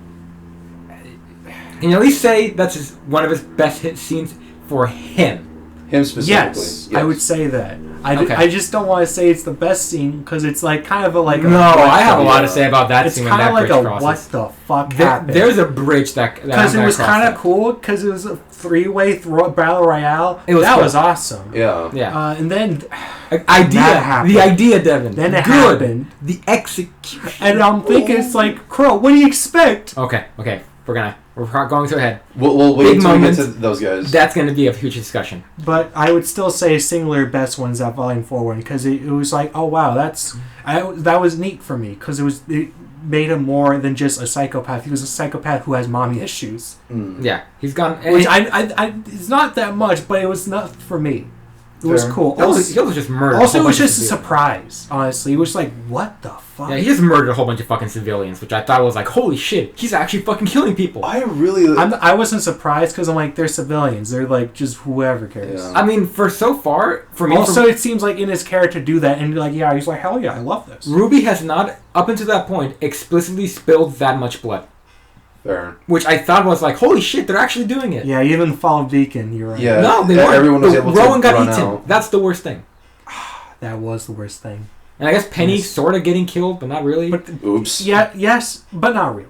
But then Pyrrha didn't even go out explicitly. She's just like, ooh, I got shot. Oh no. But we had that statue scene. I snapped away, you know. Yeah, that statue scene was weird. But yeah, this entire election scene I liked a lot. Yeah, because I'm just like, holy shit, they're doing something. But I'll explicitly get more to the election when we get to what's her face. Reuben. Oh, Robin. Yeah. Yeah. That's funny. I almost forgot her name. Yeah. I remember because she looks like the white hair Yeah. from Fire Emblem. Okay. Yeah. Anyways, anything else to comment on No. him? He's a decent character. Yes, I hated him. I thought he was an awful character before. Now I'm like, okay, cool threat. Actually, Yeah, and he menacing. has some decent moments in 7 that I wouldn't say is like top, but it's pretty decent. Yeah. It's everything around the fucks that gets Yeah, fucked. we'll get to that. Anyways, next character. A little dark, sorry. Oh, Neo whichever and one- Cinder. Sure. Make sure you pair them up. Oh, so quirky. Oh, fuck yeah. Are you talking about Neo? Yeah. There's so much Neo lewds. It's funny, there's not much Neo porn, just a lot of Neo lewds. Oh, specifically. dude. There's a deviant artist that I follow, and she no. loves Neo. Is it that one where they have all the dark fucking face, like the shadow over their head? I have no idea. They're all pissed off. I could explicitly give the name, but I don't want to call him out on it. Okay, so whatever. Moving on. Devin? Can we do a time? I need to take a piss. Okay, timeout. Yeah. Anyways, welcome back. Can you close the door for it? I forgot. Welcome back. I was so excited to get back to the podcast. You gotta understand. Definitely sounds like it. A lot of progress in the chat. I'm glad you noticed. I Yes. did all those poggers. Or it's probably that bot. Anyways, Neo has a lot of loot. Yes, she's hot. She has a neat design. Who wouldn't? Yes. I also it helps with the hat now. And it's great that she made a comeback after a while. People were really excited about her. Yeah. And she can never be ruined because she can't talk Yeah. until otherwise. She Oh will my God, eventually imagine. talk, and then everyone will hate her. She was faking it. Oh no, it's gonna be like when Doom Guy talked in Internal. Or when It's gonna get Pikachu really- talked in that movie.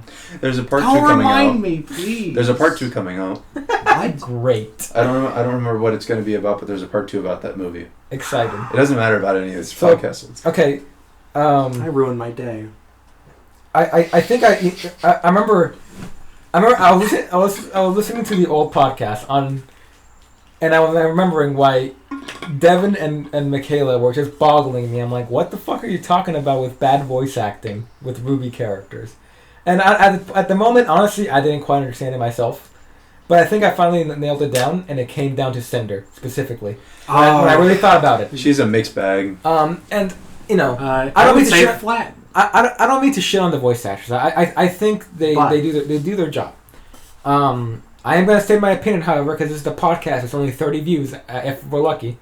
And if Rooster That's Teeth, a personal best. and if Rooster Teeth ever does see this, then hire me. Anyways, No, hire me. hire Derek. Yeah. Anyways, I'll play all your fucking characters. I think my biggest problem, and I want to just go over quickly, like maybe I think Weiss is also a big deal. Sometimes the other ones, these characters sometimes sound a little flat, Yeah. and especially very. Like, they're not really expressive, which is kind of weird because these are also anime characters, which I'm used to being very expressive in their voice acting nature. Yeah, it's kind of off-putting when I have to hear them. I'm like, oh yeah, they're supposed to be characters. Like, you, Ruby, give me back my powers or else I will kill you. It's like, Jesus. I feel a lot of characters is kind of... I don't think it ever gets that bad, but it kind of gets close at times. I feel a lot of people... That's what it wasn't like in the beginning. They don't play their character, they play themselves. Right. The only character that I feel that really gets into it, like really, really into it, is probably RWBY. Out of the main cast. Like, she sells me on RWBY. RWBY and Yang have fun with their characters. Yang, I feel sometimes, if it's a serious scene, it does not sound like Yang to me. Really? Yeah, it doesn't sell me on Yang. Similarly to Well, to be Weiss. fair, it's difficult for Yang because she's not a serious character. If Weiss is not... Except for when she is. If Weiss is not pissed off, I'm not sold on Weiss's voice. That's fair. With Blake, it's a little weird because I never feel... I mean, I guess the point is that her delivery is supposed to be flat. And you know, I'll even admit this with John. Like, if he's not hyperactive and like all spunky and whatever, it's kind of hard to take him seriously as well. Yeah, and now we get to the big one, Cinder.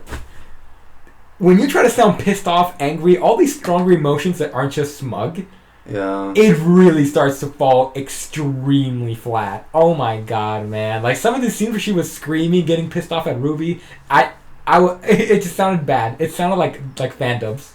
Oof. I'm sorry, it was really fucking bad. Oof, that's probably the worst thing you could say. Oh my god, man. Anyways, that's on the voice acting. Real quick. Sorry that I had to take a quick jab. Hey, it's relevant.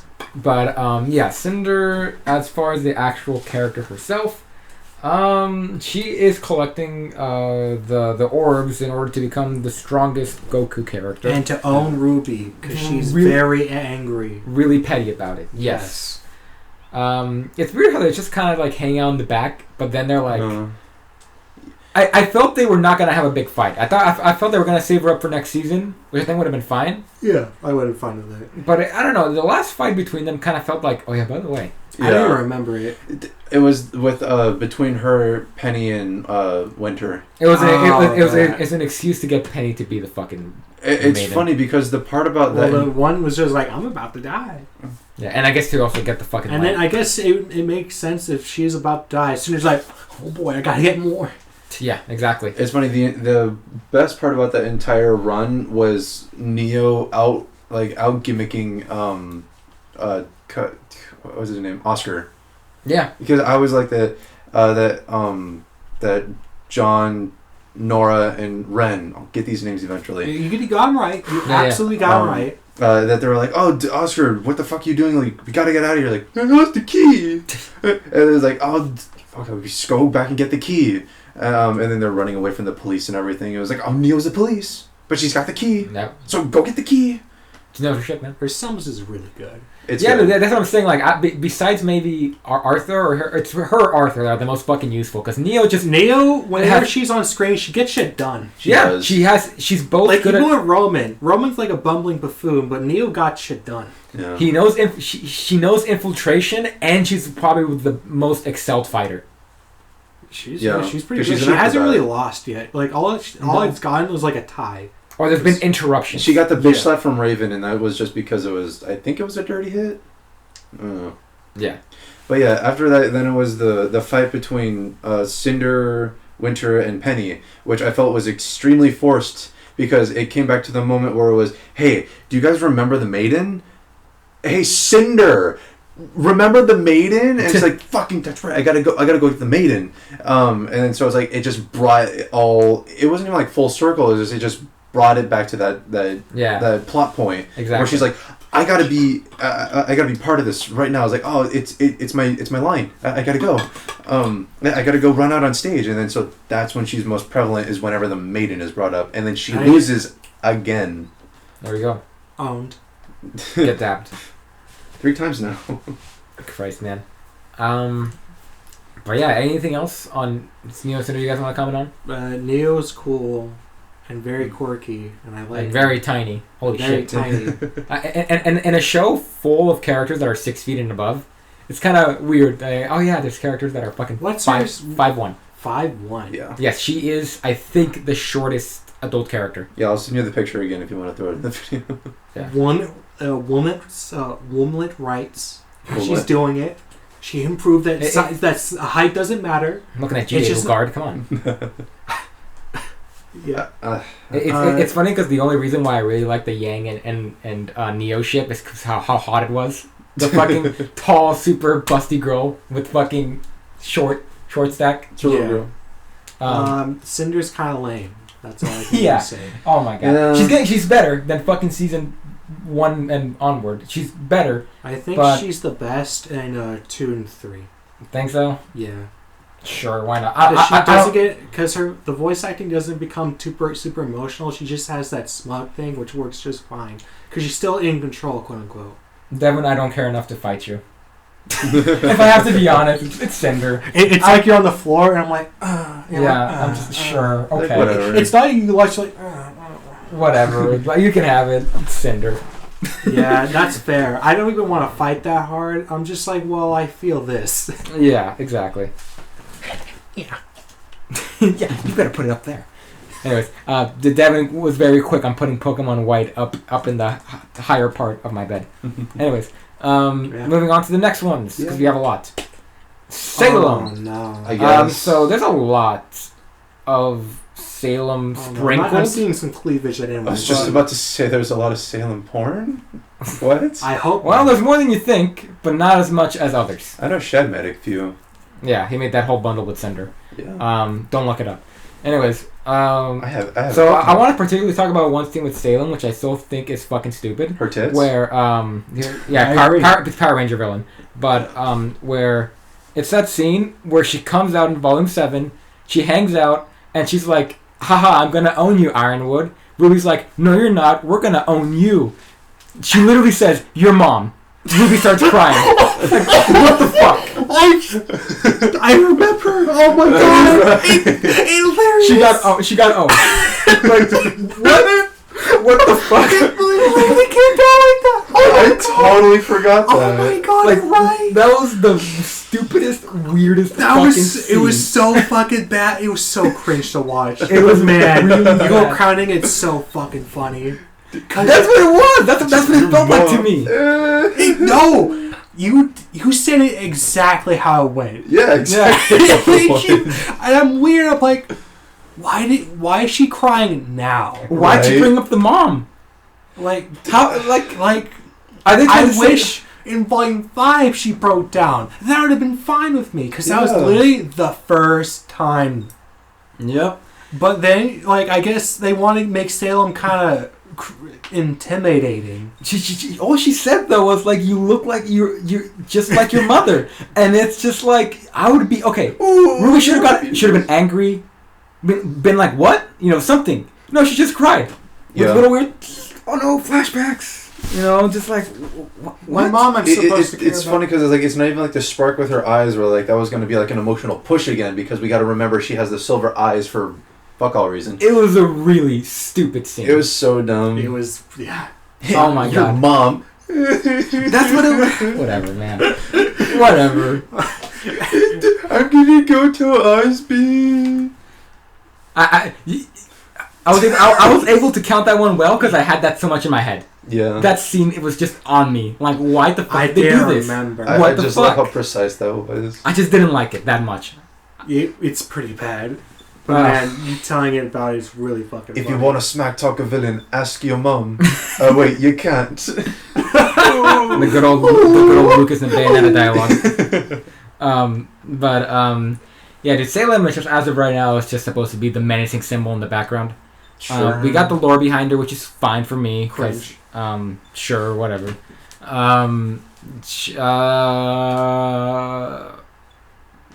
Evil. Yes. Petty. Literally evil incarnate. Petty and literally is not is like cannot accept death. It seems like I'm more curious on she's too petty to die. I'm very curious on their relationship between her and her subordinates and how they came to be with Salem. Fuck buddies. Anyway, let's. Because was it ever said how Cinder came up with Salem? No. I'm very curious about that. Never. We don't know anything about Salem's. Cinder's probably recruited him somehow. In some way, might be like I don't know, like how Hazel or whatever. I don't know. I'm just very curious on like what Salem has, how she got her connections or whatever thing, like how she manipulated. But I want her, like she's a very physical threat. I want her to be I wanted her to be a more mental threat. Hey, you got that from that scene. You got your wish, which is bad. Oh my god, so fucking dumb. They what? Hey Weiss, your dad. Oh, is still alive. What? Whatever, man. He's the only one that's still it's at more the like, house. Hey, wife, your dad is in jail, and she's like, yes, I did that. Christ, man. Part of me, now that I brought up the whole Power Ranger thing with Salem, I think it would have been more funny if she was as cheesy as a Power Ranger villain. I would have liked her more. I would have liked her more. Can I make like still make her threatening? Like what's his fucking name from fucking Samurai Jack? Aku. Aku. Make her like Aku. Aku's great. Threatening and funny at the same time. Absolutely. Extra thick. I missed that meme. Me too. Still there. Yeah, just yeah, not if as her used. whole gimmick was world domination, that's the easiest pill in the whole world to swallow. No one's gonna argue about that. But Make it's it cheesy. Make it when it's fun. so petty, where it's like I gotta get revenge on Osmond because he didn't fuck me good in bed, and like Also, you end up with this trash. I guess she also is mad about the gods because the gods are like, bruh, you did some kind of cringe. You revived a person that actually died. Pretty cringe. Frankly, you gotta be punished. Like, holy shit, this is pretty bad. Fuck off, and we're gonna leave. And I guess her whole MO is just to get back at them, I think, from what the lore episode said. Yeah, but then, like, it was fine because Ozpin was like, oh, I'm actually reincarnated. But then Ozpin's like, I don't know about this, bruh. Yeah, it just became... And I guess it's probably she also killed her kids. That's also fucked up. Which I'm still guessing all those 4 kids are the maidens. It makes sense. No, that's exactly what they said. If that's there you go. They made it. Yeah, they were, remember, because Osmond and her were born from magic. They birthed the kids who were magic. It wasn't explicitly said though that they were the children in the episode. I think it did. I don't remember explicitly saying it. That's the case. I remember that they grew into having magical powers and like, oh, there's 4 of them. Magic. But yeah, no, they have to be just from implicit clues context clues that you see on the screen. And it was 4 girls, maidens. There you go. Yeah, it's obviously the maidens. Winning. If not, then what are you guys doing? I can math. Exactly. But yeah, that's Salem. She's threatening. Make her cool, I guess. If you can. I don't think they can make her cool. She's sure. They were. You know, the lore thing did damage to me and how I feel about Salem. There was nothing, and then there's something that's not great. Honestly, whatever to me. It was an upgrade because it was I something. don't think she's like the worst. She's just lame. I can't wait until she's beaten. There has to be a confrontation with Oscar and Salem. Sure. Like, if not, like, what, why? And then I can't wait to see the porn about it. If anything, that there would already be fucking porn. What are you talking about? Anyways. Next character, which is, there we go, Robin, and I think I named the other team? Robin, nope. Okay, Robin and the goons, but who cares about that? Pretty much. The little sheep is cute though. She is. Yeah, great. There's more about her too. Honestly, I was kind of hoping I was hoping Tyan, whatever, was gonna kill her to make him more hated. Yeah. I didn't see that happen. They would have been like, "What the fuck? They killed my waifu!" You know. I think she's way too innocent for that to happen. She's not even a character. She's just like, exactly. She's too innocent. Cute. That's fair. Anyways, you were gonna comment something on Robin, Derek? Yes, when it came to the election and how she was. Remember how it was like, like it was 30-something to 70-something with the whole landslide that Robin was gonna win the election. Part of me was thinking like, okay, so. We know what's going to happen already. Yeah. Like, something's going to go down and Jock's going to win. But it's like, it would be really amazing if they had, like, the foresight to, like, just have in the background, like, the numbers start to shift in Jacques' favor. They kind of did that. I was completely stressed that entire time. They did that explicitly. I was too. No, they did that explicitly, and I loved that. That was really good tension. I agree. Like it started to go from like 70 to like 69, and then to like 60 or to like 65, and like it slowly but surely started to fade. Like I wish they did it just a little bit earlier so you could like start seeing it because it was like drastic changes. I was not focused on the other. It was also just opposed with everyone's attitudes. Like, yeah, this is a landslide. Like RWBY and them were like not gonna worry about anything. Nothing's gonna go wrong. Everything's gonna go great. Let's celebrate. Then it didn't. Yeah, but then, like, at that very moment where everything happened and then the lights come back on, it's like, oh my god, it's 53 to 46 or to 47 in Jacques' favor. Like, yes, that's good. That's good cinematic material. The weirdest cinematic material is the fact that during this whole election thing, freaking Ren and Nora were making out in the back. That's gonna be the next. I think that's probably the two more ahead. Sure. That was anyway. But yeah, I like that election part. It was kind of just because it was really good tension. Yeah, it stressed me out too much for my own good, if I have to be honest. Just like I wasn't paying attention to the dialogue. I was just looking at the background like, what's the number? What's the number? Yeah, I like that a lot. But anyways, yeah, Robin seems kind of cool, I guess. Sure. She cares about the people she lost. Yeah. She's kind of like Claude without the power. Yeah, well, I'll attest to that. I've heard some people say that she's dumb, but I can't remember her character enough to really argue or agree. I like her semblance where if you touch her, you have to tell you can tell the truth. A lot of semblances are convenient. Remember, Devin. Remember the little. To be fair, JoJo stands are very, very convenient in their situation. JoJo stands are weird sometimes. Exactly. They're convenient in their situation. That's what I'm trying to say. They're convenient in their situations. That sometimes the setup to that situation is the work, because there's this one guy in part 8 who has to stand. This is not a JoJo podcast. No, I have to have this. There's one. Devin is staring me down, by the way. There's one stand in part 8 called Fun. I don't know about part 8, man. It's at the literal beginning. Okay. So his stand is basically he can only affect people directly below him. So he has to buy an apartment of the guy he hates, and basically that's how he does it. How convenient. But that's how it's so specific. He has to work around his stand. Yeah. How convenient that this situation is being brought up in this episode about a guy who has this kind of stand. Sorry, well, it's Derek. the only fight I've watched and I read about part 8. You're right, Devin. I'm sorry. Derek, let's move on. Sorry, Derek. I keep shooting you in the face. Are you alive? Derek, do you like JoJo? No, I don't, because it's popular. Anyways, let's talk about this popular show. I kind of like. I like JoJo. I don't like watching it. Or reading it. That's fair. Weird statement. Just remember, the little sheep girl's semblance was affected. Whatever she touched, she can turn invisible. God, how the fuck is that not convenient? You remembered? It was part of the riot. Oh well, you just recently watched that. That was the scene. I said I didn't. Oh. That was the scene right before Yang and Blake got freaking pummeled by Robin and say, "Hey, shake my hand so I know you're telling me the truth." Man, that looking at her now, that sheep looks like the perfect head pat slut. Yes, I would give her all the head pats. Yeah. Sorry. The phrase head pat slut took me back. Devin, I would do terrible things to her head. Like what? Pat it every day. That's not terrible. That might be uncomfortable depending on the person, or invasion of privacy or space. You got consent. You got hopefully. I would make sure it's consensual. Maybe. And oh god. I hate to bring in this argument because I always feel like I'm just always so petty about it. Oh boy. But should I even bring it up? What? I don't want to. Now. You have to do it now. Okay. I don't want to bring it up because I've done this so many times that everyone always rolls their eyes. But it's always weird where it's like, let's just add in one dark skinned character.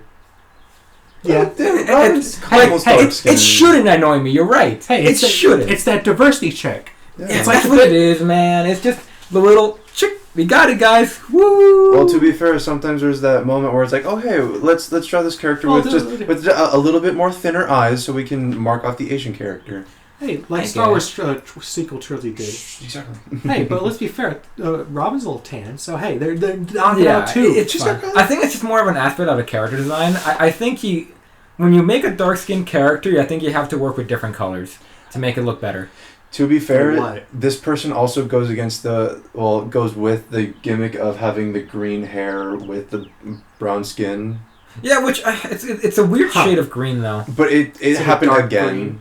Yeah, I feel you know what it is. I think my problem is that a lot of dark skinned characters, especially OCs that I see associated with, always have these stupid ass like hairstyles with like weird ass colors. Yeah, this guy's normal. Relatively, yeah. I think this one's fine. But I don't know. I guess it's just looking at him. I remembered, especially whatever. Again, it's stupid, it's super petty. I didn't even want to bring it up because it's kind of stupid. But sheep girl, cute. Let's go. Yeah. I thought she was gonna be more important just based on her appearance, but no. To be fair, she was as relevant as I was expecting her to be, and that's good. I want more characters like that. They look super cool in the background. Leave it at that. Yep. All right, next set. I think no, not just a character. Hi, John. It's a fucking photo. Yeah, I couldn't find. It's almost like he's a better T-posing. It's an A pose, as they call Might it. as well be. An A pose is just a default one you just stick to. I know. I just have to state this. I know we'll all agree. Yeah. The haircut. Holy shit! What This the son fuck? of a bitch! I swear. It's so bad. I think I like the neck down. How he looked. I mean, it's subtle. I have but- nothing wrong with the design. It's just the hair. Yeah, like it's Oh, so God. the change is subtle, but he looks like he's actually a little more geared out. Back then, he just like had his hoodie and his fucking Yeah, jacket, chest literal piece. hoodie. and just like slaps it on. Now he looks like he's a little more ready for battle per se. Yeah, it's just the hair is killing me. Yeah, yeah. It's funny because I think Nora even mentions, "Wow, the ladies really love your hair." No, Are you sure? I'm sure there's some fan girls like, "Yes, it's they finally did my my boy God. justice." They made John so hot. I pray that either isn't real, it's a very small minority, or that's just pure irony. It's definitely not the first one. I'll tell you that much. Because there's What was always someone. There's always someone. Someone designed this character and approved it. So Someone if created, that tells you anything. Oh, someone no. immediately creamed their pants when they saw this. Yeah. I hope that's not true. For my own selfish reasons. I want one person in the comments to be like, "It was me." Since day one. But yeah, let's talk I about John swear to himself. Besides his terrible haircut. So Peter died. Remember, guys? Yeah. Remember that good scene in Volume 4, and then Oh my God! It's funny it's was such a a good scene. It's a more subtle scene and more like on the what's not on the ground. It's On the nose, Nah, what's it called? Very on the ground. What's the fucking down to earth. down to earth? Thank you. It's a very down to earth scene that I really loved. It's a good one. Completely opposite of the Volume 6 one, The where statue scene. where it was that's the opposite of down to earth. It was like Also, it felt like 2 volumes too late. yeah. Because it like that statue scene, I don't even have a problem with it conceptually. It's just it felt like I was like this. I had this emotional moment 2 years later. It's fine. Where I don't even care anymore. It's fine if the time itself is fine. It's just it wasn't really relevant No. anymore. Yeah. That's like if they kept it up with John, Like, maybe he was still struggling. You know, Sure. maybe it would have helped if Pierre was brought up a little bit more. But there's just, like I said, just that one really good scene in Volume 4, and then The show moved on along with the audience. Yeah. And then the show was like, hey, wait a minute, let's talk about that again. Yeah. You guys remember Pyrrha? Exactly. Pierre was cool. Yeah. Sure, From my memory, I'm sure if I look back at the show, I would think Pyrrha's lame, but because it's in my memory, it's good. Yes. RWBY. Yeah. I never had a problem with Pierre. I also never really was sold on Pyrrha until she died. And I guess there was some romance happening. That's about it. I don't know. Sure.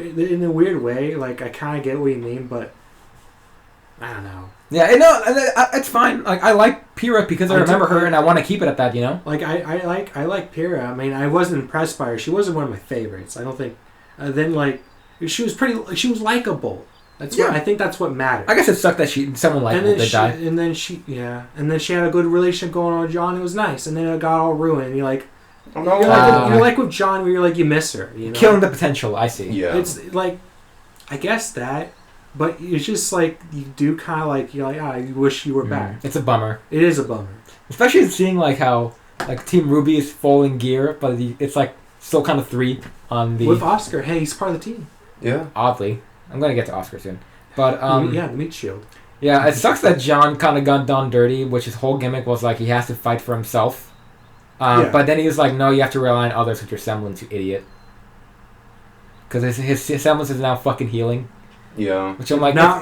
Yes, but actually not really. It's more like general, with like, I forget how they state it. It's giving aura to another person. Yeah. Which is healing. It's weird because how the season in particular is now more on the boat on like, everyone has a shield, and once they lose it, they die.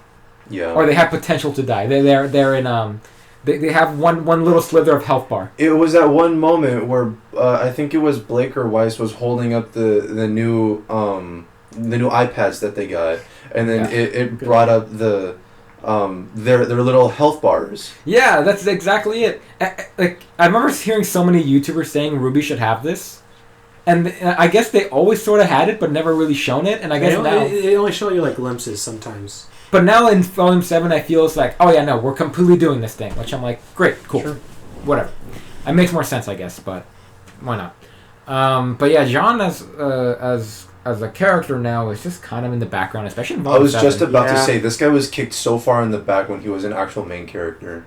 Yeah, he was like a main character, I would say, for like until Volume 3 5. especially. Yeah. He was super involved in Volume 3. Yeah, like 1 through 3, yes. And then 4, yes. 5, I think it's the He start of the immediate decline, but then he got Mm. bitch slapped into the background when he didn't even matter. Yeah, all because like the rest of his team, except for Oscar. Yeah, pretty much. I don't like his team. But I used to like them. Me fuck, too. man. It is kind of weird when I think about it how I did used to like him too. Fuck, man. Team Juniper was pretty fucking neat. Now it's just Team RWBY plus 3 more. This is what I'm saying, man. There's too many fucking characters in the main cast, man. Like, it's one thing to have a lot of characters, but have a small focus. Like Full Metal Alchemist or Avatar, but fucking, like, the show has, like... Oh, yeah. We have, like 9 central characters that are in the gang, like Maria, Team RWBY, Oscar, and Juniper. Which I'm like, this is too many fucking characters for the show to handle. Because this show only has like 10 minutes per episode or 12.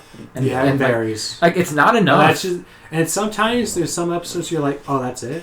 Yeah, they like to take up the episodes a lot with fucking just like fighting.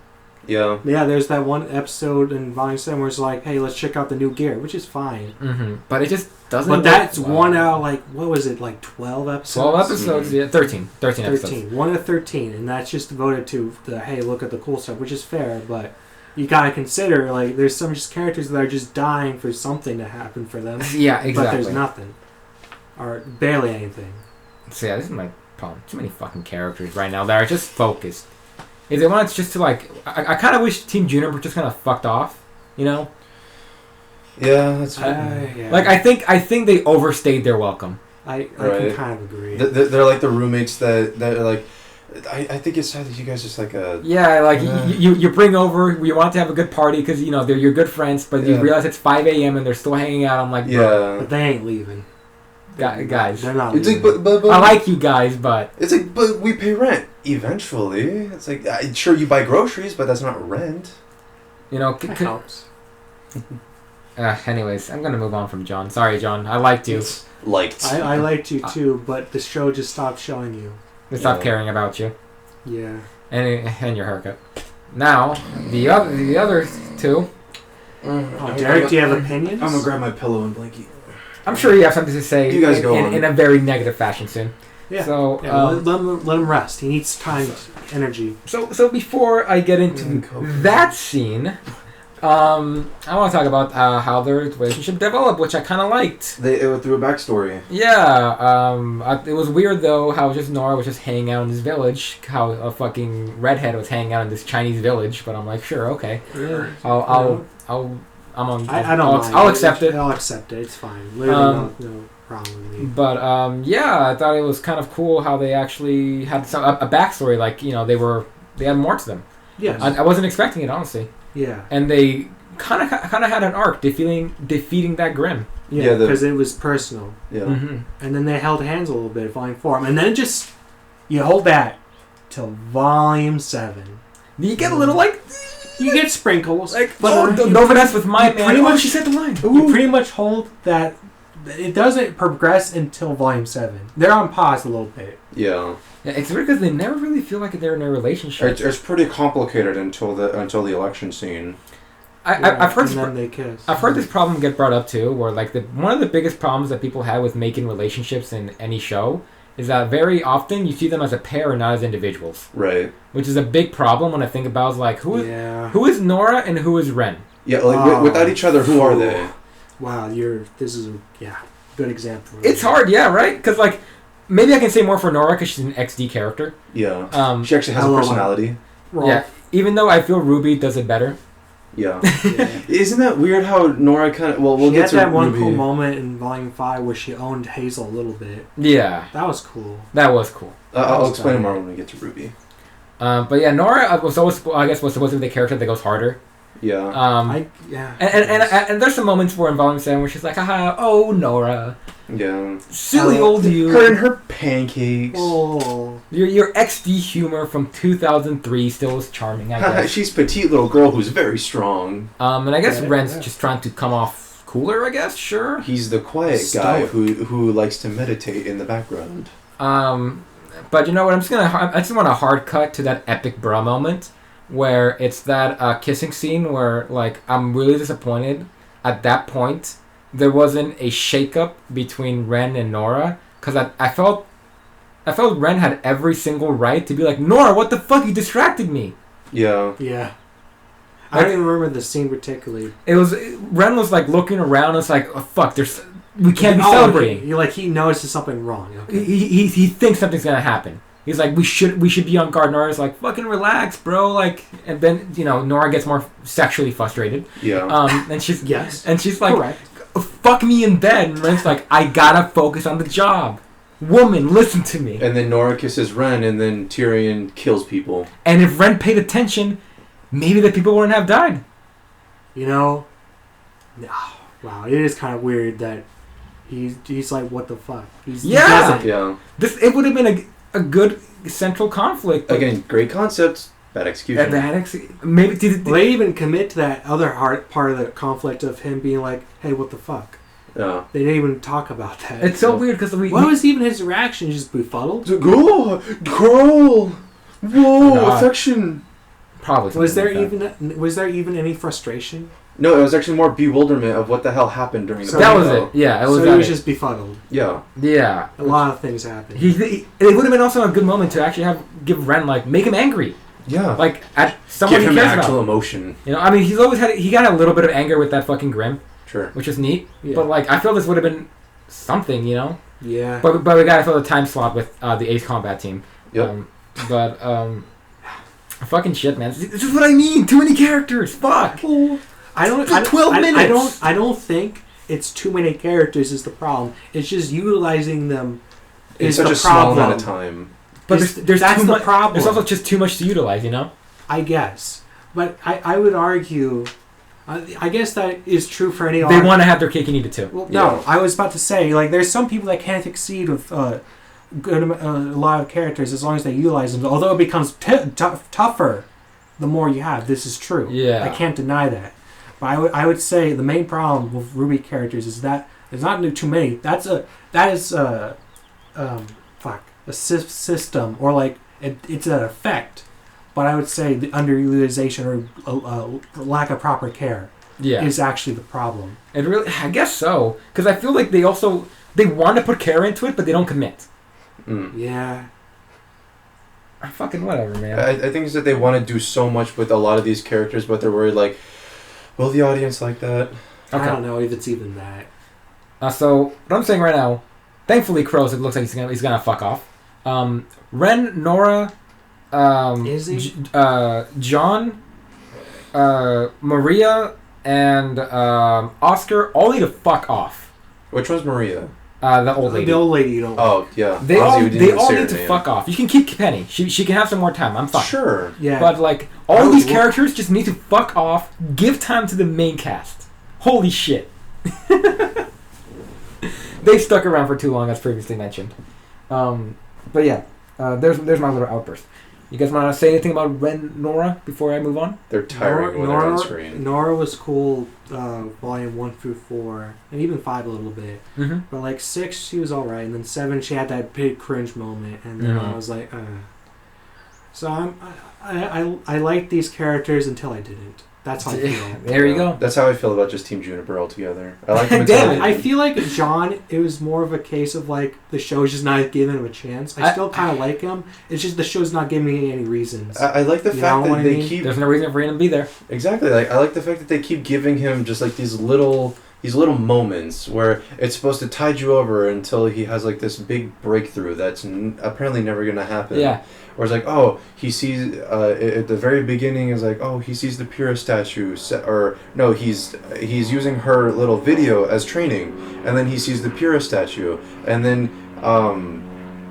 he starts to upgrade his equipment more, and then he finds his semblance. He does. But all of these are broken up once per season.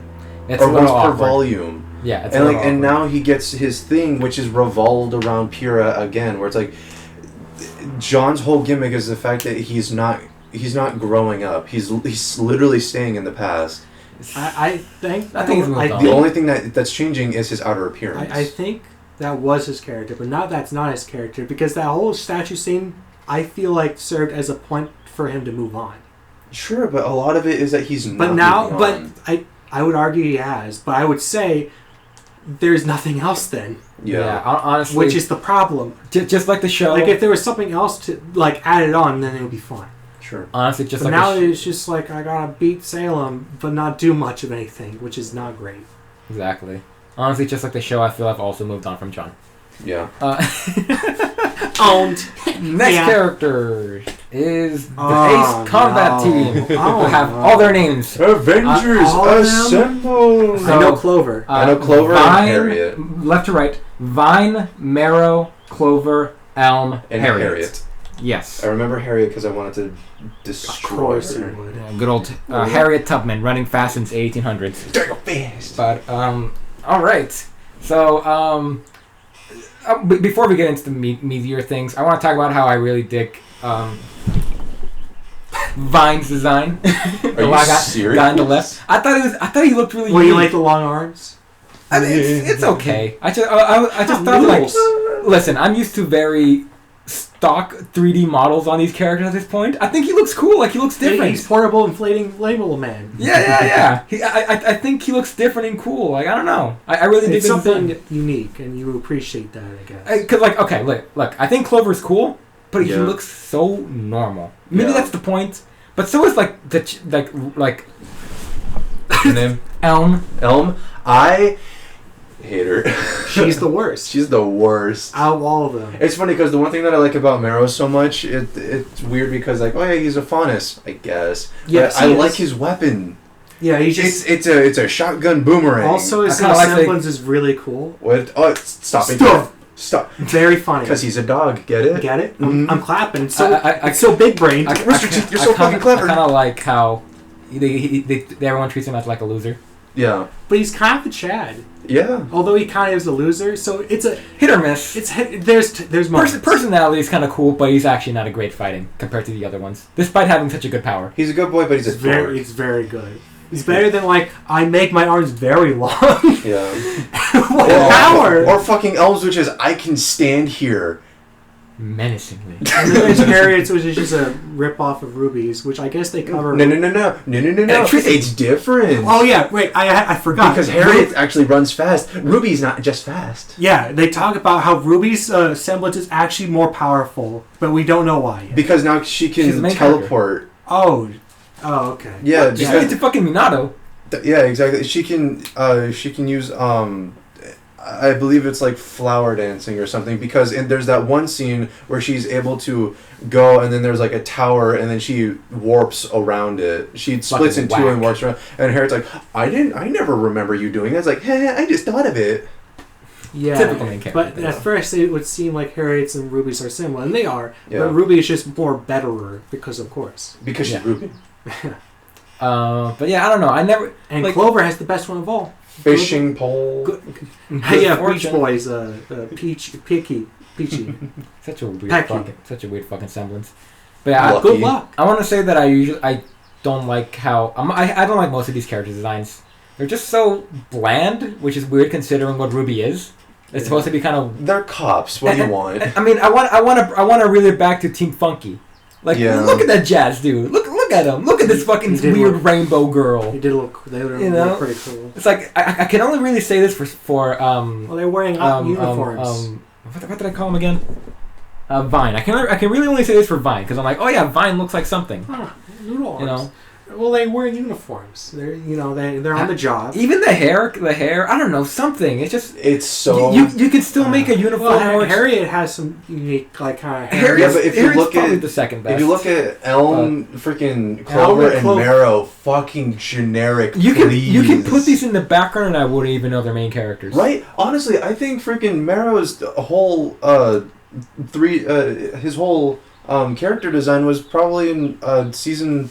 What was it 5? Somewhere in there, yeah. It was probably part of season 5, and no one would ever notice. If Persona, That'd be funny. If Persona taught me anything, is that you can make any uniform expressive if you really go for it.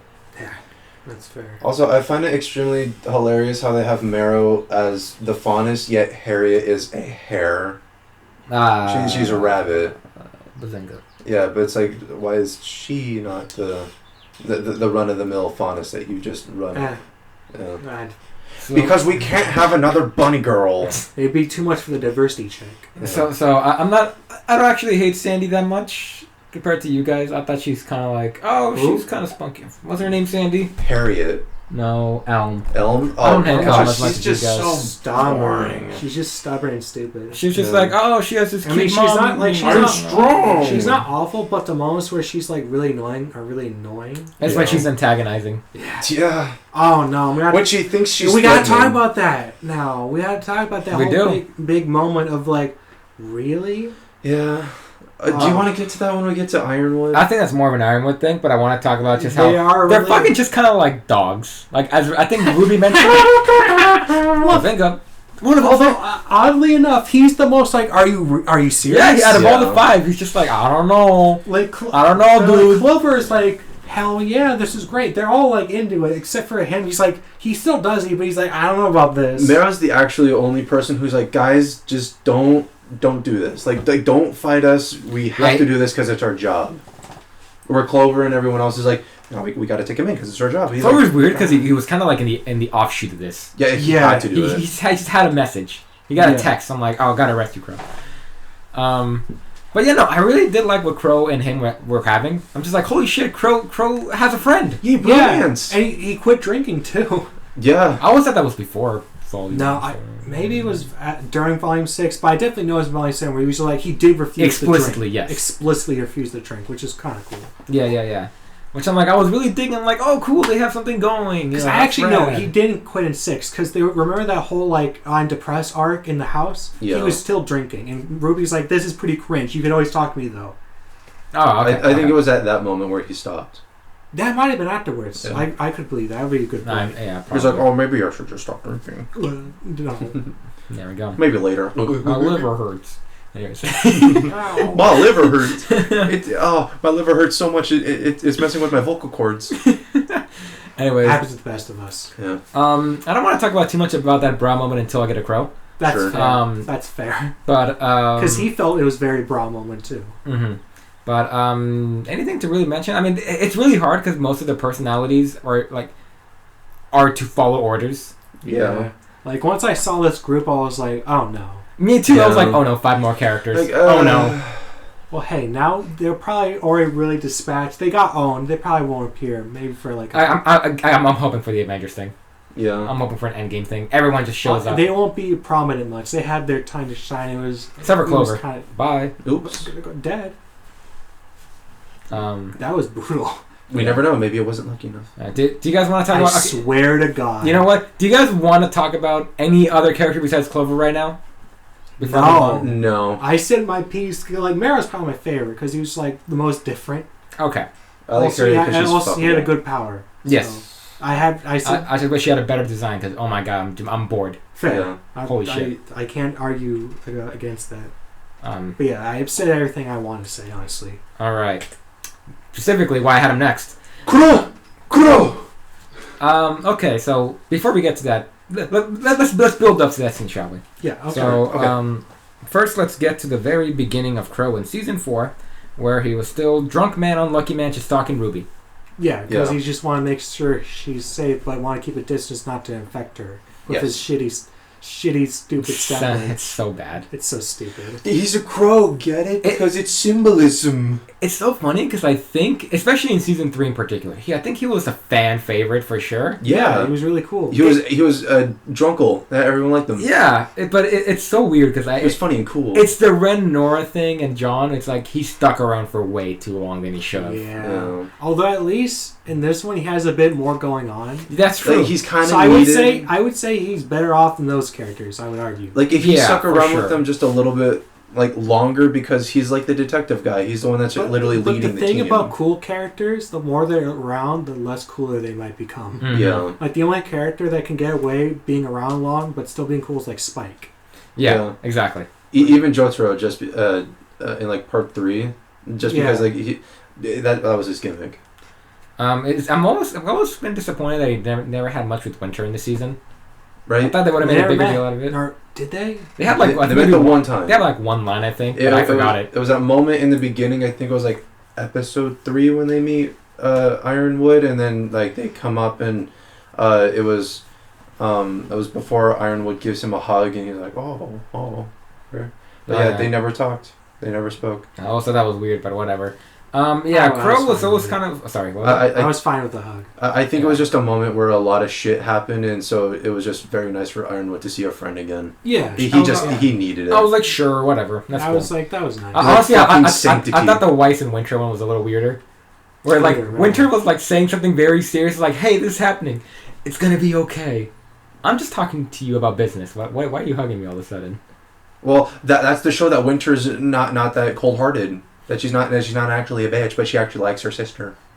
Yeah, it's already been established. Like volume 3. I never really had that impression of her, anyways. Like my impression of Winter was like she was tough, but she cared. Yeah. Honestly, yeah, she never really gave that off to me. But going back to Crow, his boy, I don't want to get into the actual voice actor lore with him. Yeah, that's so I'm gonna dodge that bullet real quick. Yeah. No worries. That's why I was gonna say nothing about celebrity things. So beyond that, I think Crow has kind of gone downhill until he kind of reached another uphill in Volume 7, where he had more things going on with another character. He finally had a friend. Yeah. Even with Raven, he just kind of like blew. Yeah. Yeah. He was just like... He had that weird fight, I guess, with her, which was, I guess, kind of cool in concept, but nothing really came of it. Yeah. It sucked. But as you guys said, friend, cool, very awesome. I did find it a little weird how everyone thought it was just going to be a whole gay thing, but it's like... It doesn't have to be a gay thing. It doesn't have to be. Just give him a fucking friend. Like, geez. Dude's walking around with a bunch of kids the entire time. Give him one adult to talk to. I'm craving for bromances in anime, man. They're so exhausted now. Or they're so there's a drought in them. Yeah, they're rare. Guys can't have bros anymore. No, they have to be fucking them or not. They either be fucking or they ain't talking. They have to be fucking whatever, man. Anyways, I just want to I blue-balled myself too much to talk about that scene at this point. So, alright, you gonna go in and wrong? Yeah, that fucking scene was cool in execution. Not cool in execution. It was cool in concept. Terrible, awful fucking execution. These are all fucking adults. Why aren't you guys fighting the murderer? The guy who tried to kill you. What the fuck? I think at one point, like, it's really funny. I think what happened, correcting me, is they crashed. Oopsie daisy. Mm-hmm. And Tyrion was still locked. He was like, okay. No, Tyrion caused the crash. Oh, yes. You're right. Tyrion caused the crash. But he was still kind of confined a little bit. It was at the moment where that's when Clover got the message being like, hey, Crow. And he's like, fuck, what? And then he's like, and then they start they were bickering with Raven, I think. Raven? Robin, sorry. Yeah, Raven doesn't exist right now. One of the birds. Bird. And then that's when he was like, hey, I'm latch this chain that no one else can break except for me. And then so he freaking caused the crash, and he was like, oh my god, that happened. And then freaking Robin is out, and then those two are fighting. Because like, Crow's like, guys, like, dude, come on, like, we don't have to do this. And then like, it's part of my job. I gotta do this. The murderer was like, hey, I'm actually free now. Yeah. And then instead of like, I think at first they were doing the response of like, hey, let's fight the murderer together. But no. At first they were all fighting each other. Yeah. Okay. So that never happened. Okay. So basically, when the murderer came out, he's like, all right, let's do a free for all. Yeah. And then I think at a certain point, Crow was like, I think I'll team up with the murderer. No, the murderer said, hey, Crow, I can help you. Hey, Crow was like being very smart and big brain adults, like, yes. He's specifically saying like, I'm gonna settle the score. Oh no, and he said like, hey man, let's settle the score afterwards. Let's take out the guy who's really bothering. Yeah, let's take out the distraction. Exactly. Which I feel like it's stupid because like so dumb. This is the guy who tried to poison you. Like, yes. Yeah. Yes, he has attempted your life, and you almost died, and you trust him over the guy who's just like, who has saved you 3 times and has been like a good guy to you. And like, sure, there's a conflict that's dumb happening between you. Even but I feel like both of them would have the big responsibility of like, okay, we're having this conflict between ourselves. Let us handle this as adults afterwards and deal with the actual big problem. You think that the thing that actually caused the crash. The murderer in our fucking plane. You think that with both of them being elite hunters and then one of them being a freaking... all calm and collected at that. Yeah, extremely good. The collected one, and then the other one being a fucking cop. The leaders of the cop, by the way. Yeah. You think that they'd be like, you know what? Guy, let's just take care of this, and then, Yeah, and then we'll deal with like- business later. like it's fine for them to even fight at all because that's fine. But the fact that they're like, let's keep fighting and not dealing with the problem that we should team up It's for. just, there's so many moments where it could have just stopped. Yeah. That's my biggest problem with the execution. Like on the plane, while they were crashing, while they were fucking fighting, before they the took team them out. up. There's so many moments where it's just like, wait a minute, that guy's a murderer. We're on the same side, right? We're trying to save humanity, right? Yeah. And that guy's trying not to. That's really yeah. bad. But they never really thought that. I guess they were more concerned about the petty squabble. Yeah. Because Iron One was being a dick. It's I just- guess so. It's just like, again, if they were teenagers, whatever. Anime has spoiled me. But they're teenagers like in are their 30s, it feels like. Yeah. if at least, honestly. Because remember, you have to remember that Crow's brother-in-law, I forget what his name is. Person. Guy, Yang's freaking dad. Yang's dad. Their dad, whatever. Mr. so, like, Zhang. Yeah. They are about... Oh, they're over 15 years old. So then you have to remember, like, you have to stack that onto there. So yeah, definitely over 30 years old. And so it's like, why does it feel like that this entire scene was written by a child? Yeah, exactly. It's stupid. It felt like a fan thing. Like, It felt like something they're like, we gotta kill Clover. but how do we do it in the most edgiest way It's possible? not a bad idea. It's a terrible execution. Like, God. it's fine to kill a Clover in some way, somehow. Like, it could, honestly, if it would be really cool if, like, Tyrion's such a tough badass. He owns them, and it like, Clover has to sacrifice herself to give Crow an opportunity to own Tyrion. I would have been fine with that. Guys, wouldn't it be amazing if Tyrion was trying to fight off both Clover and Crow at the same time, with so much so that they were so close to each other, like a single person away from each other, and then at that moment Clover just Tyrion just uses his tail and shink, rides into freaking Clover's chest. He was like, "Oh, I guess you weren't that lucky, kiddo," and then there you go. Or anything It was like Crow's. It was Crow's semblance that overcasted Clover's, and then that's why Clover died, is because his semblance of good luck was downgraded or whatever. If you really canceled out.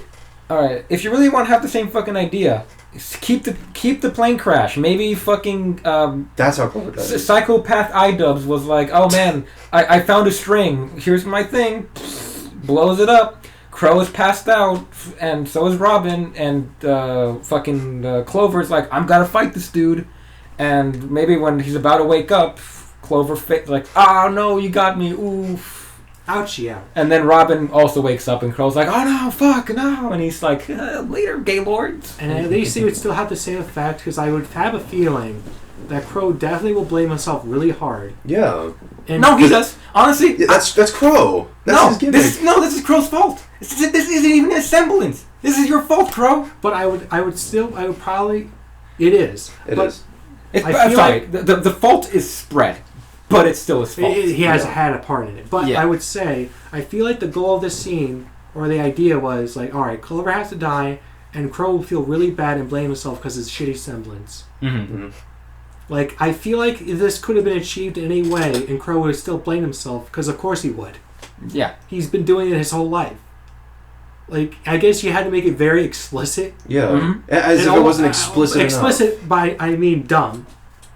Oh my god, this scene's fucking awful. But it had a cool moment with the free-for-all. But then again... That was it. In retrospect, it's a cool moment, but I'm like, why the fuck are they doing that? You know what the part that weirds me out the most about this entire fight is the fact that when Crow is knocked back, he drops his sword, and then he even reaches for it, and he's like, nah, fuck it, and then runs towards the enemy. It's like, why didn't you grab your fucking weapon? I don't remember. Who the fuck do you think you are? Really thinking about it, I'm also thinking about Tyrion. why is it better to keep Crow alive than dead? Right? I don't know. I guess the idea that Tyrion wants to own Crow really hard and to get under his skin. True, because Sure, why not? Crow's I'll the one accept that lost him his tail. Yeah, maybe That's true. So he wants to twist the knife. Yeah. Yeah. Is Okay, it that's right? fair. I'll Literally. take that. I'll take that. That's what I think. I'll take that answer. Oh my god, I think that's probably one of my least favorite execution scenes in RWBY. Oh my god, It's pretty awful. bad. Yeah, Because I was like, what? Yeah, because I understand Team RWBY. I mean, no one even fucking fought to the death, and no one was trying to fight a psychopath. they just knocked them out, which is fair. But they're also teenagers or relative teenagers. I'm fucking. Do you know Blake is 19 now? Is that right? Is it? Yeah, she's getting older. Cool, she's fuckable. She's been fuckable. Volume 4, 18. My god. Yang! It's legal! RWBY, I think, is still 17. Not quite there yet. Who knows? I'm looking at you, Pix IV. Stop doing that. They loot a lot, especially anime characters. Anyways, yeah, one of the worst fucking scenes in RWBY. And it doesn't fucking help Crow at all. There was definitely a lot of moments. It kind of knocks him down. My favorite thing about this scene is that Crow fucks off. Right? Honestly. Does he just, what happens? He gets arrested. Yeah. Oh, right, yeah. Yeah, him and Robin get literally arrested and then... I'm sure Robin's gonna get less of a penalty, though, compared to fucking... No, because that's how we developed the romance between Robin and Crow. Bro. Also, Tyrion probably personally stabbed Clover with his sword. No, that was the whole point. Yeah. Yeah. That was the whole point. I think that scene was trying to convey that. Fucking shit. Anyways, next character. Boy, we got Winter, which honestly I think we're going to talk about less now really looking at it. Yeah. She was there's more to say, actually. She was cool. With the whole scene with the Winter mating, how she was like, it's my destiny. I gotta do this. And I gotta do it reluctantly, though. The fact that a Winter was going to be the Winter maiden, just that idea alone kind of was like, bruh. That was pretty keck.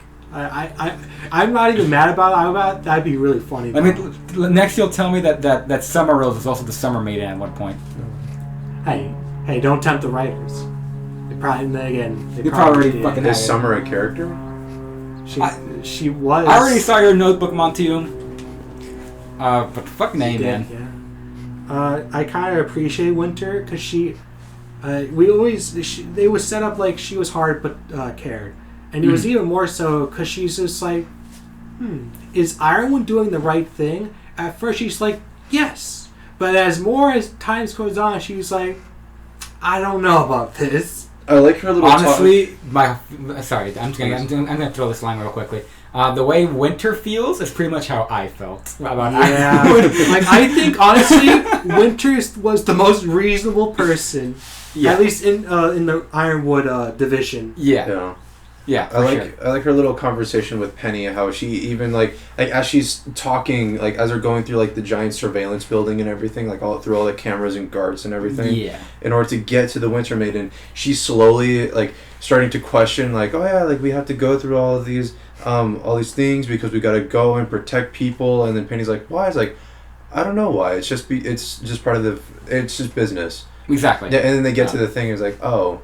So not even she knows what the hell's going on. I was really when they were in the mansion, I was really crossing my fingers for a scene for all the Shnees just to be like, you. But we're never gonna get that now. No. And then Willie's like, me. But no, I was kind of bummed out, but that's fine. I thought she. But despite my most hyped confrontation being with Crow, never happened. I still like all her dynamics she had with Weiss, with Penny, mm-hmm. with Ironwood was scattered with Ironwood, but it was there. I feel like Winter did a good job this line. They did her just fine. Yeah. Honestly, no real problems. She did great. Mm-hmm. Yeah. No real criticism. She did fine. Anything she excelled at, that was really cool about her, any scenes. She got fucking fucked up at the fucking end though. I thought that was really cool how she looked. Yeah. She was just broken, man. I thought that was awesome. That was pretty good. I thought she was a good fight for Cinder. Yeah, of course. Nice. Fucking fire and ice. The classic. I clapped because it's fire and ice. I'm clapping. I'm coming. It's funny. I did like the gimmick that they're. I think they're trying to go for, but how Winter's semblance, how both her and Weiss have the ability to make ice sculptures. Yeah. Winter's ability is to make ice sculpture copies of Grimm. Oh yeah. Well, Weiss's thing is making the warrior. Yeah, the knights. I like that a lot. It is pretty neat. I don't know. I guess you're right. Now that I think about it, there's not really much to say about Winter besides that. She did fine. She did great. Yep. Nothing really to say. Yeah, good job. She was a good side character, honestly. Yeah, good side character. Can't say that about all the characters that want to hog up more of the stage than they need to. I think Winter was the perfect amount. Yeah, perfect so amount. far. Winter. All right. So next character. All right. Penny. God, I gotta say. Penny. I gotta say. Devin's gotta say. People have been talking about the Neo thing. Once Penny showed up with her long hair, I'm like, oof, I want to fuck a robot. This is one of the very few instances where I think the original design sucked. This one's better. Yeah. I like both, but I like this one better. Oh man, I looked at the old one. I'm just like, I was honestly delighted that she was back. Like, honestly. I heard that part in the podcast. I was like when we were about to say like, all right, get ready everyone, we're gonna spoil season 3 in 3, 2, 1. First thing that came out of Devin's mouth: Best Girl's fucking dead. She is Best Girl. She is Best Girl, and she still is Best Girl. I'm gonna get really sad when she dies. She has no faults. Yeah. She's so likable. So apparently robots can be maidens, huh?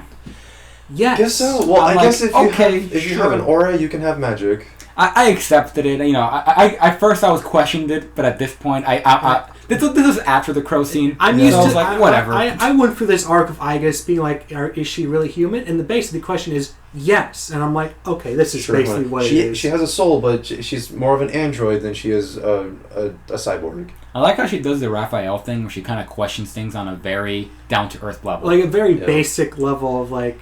And then people that are more complex just like, I don't know, man. Just do it. Winter.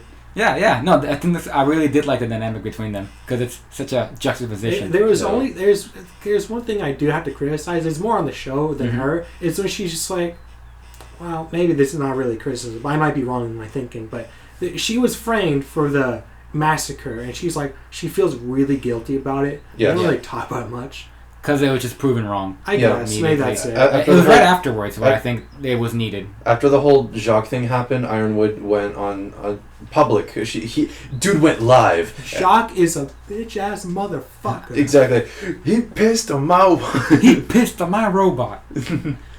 But yeah, he's like, oh, this thing that happened with Penny, it's wrong, and then showed the clip, like, it's actually this mass murder. And don't worry, we're going to go take care of it. Yeah. Then everyone's like, oh, okay, so it wasn't Penny. Cool. Neat. Yeah, the way the city was handled and the population reaction was always kind of weird. It was rather really, they were fine, grumpy, or really angry. Nothing else. Well, I mean, you've played Final Fantasy VII. It's exactly that. I guess so. Whatever. The same rundown. If you live in the slums, you're going to be either mad, grumpy, or angry. Yeah, there you go. I thought there was going to be positivity in 7 slums.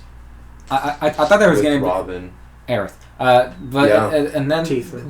there was a moment in like season 7 where I was thinking, it was like, man, like, is Ruby not going to be friends with Penny because she's getting sick of her? There was like a moment. It's like, oh, don't you got other friends? No. Oh. No. And she was like, I don't know. You shouldn't hang around me too much, I don't know. Like, to be fair, if you saw your friend happen, and I was like, Ruby, what the fuck? I know. I mean, when you see someone too much, I don't blame her. I guess. Like, I think she was really trying to hog up Ruby's She thought she died. I know. I was just about to say, like, if you've seen your best friend, seen her for months. No, I'm not blaming Penny. I'm saying what's going on in Ruby's perspective. Yeah. I think. I guess it's a sign. I guess the intention is Ruby's more grown up and Penny hasn't grown up.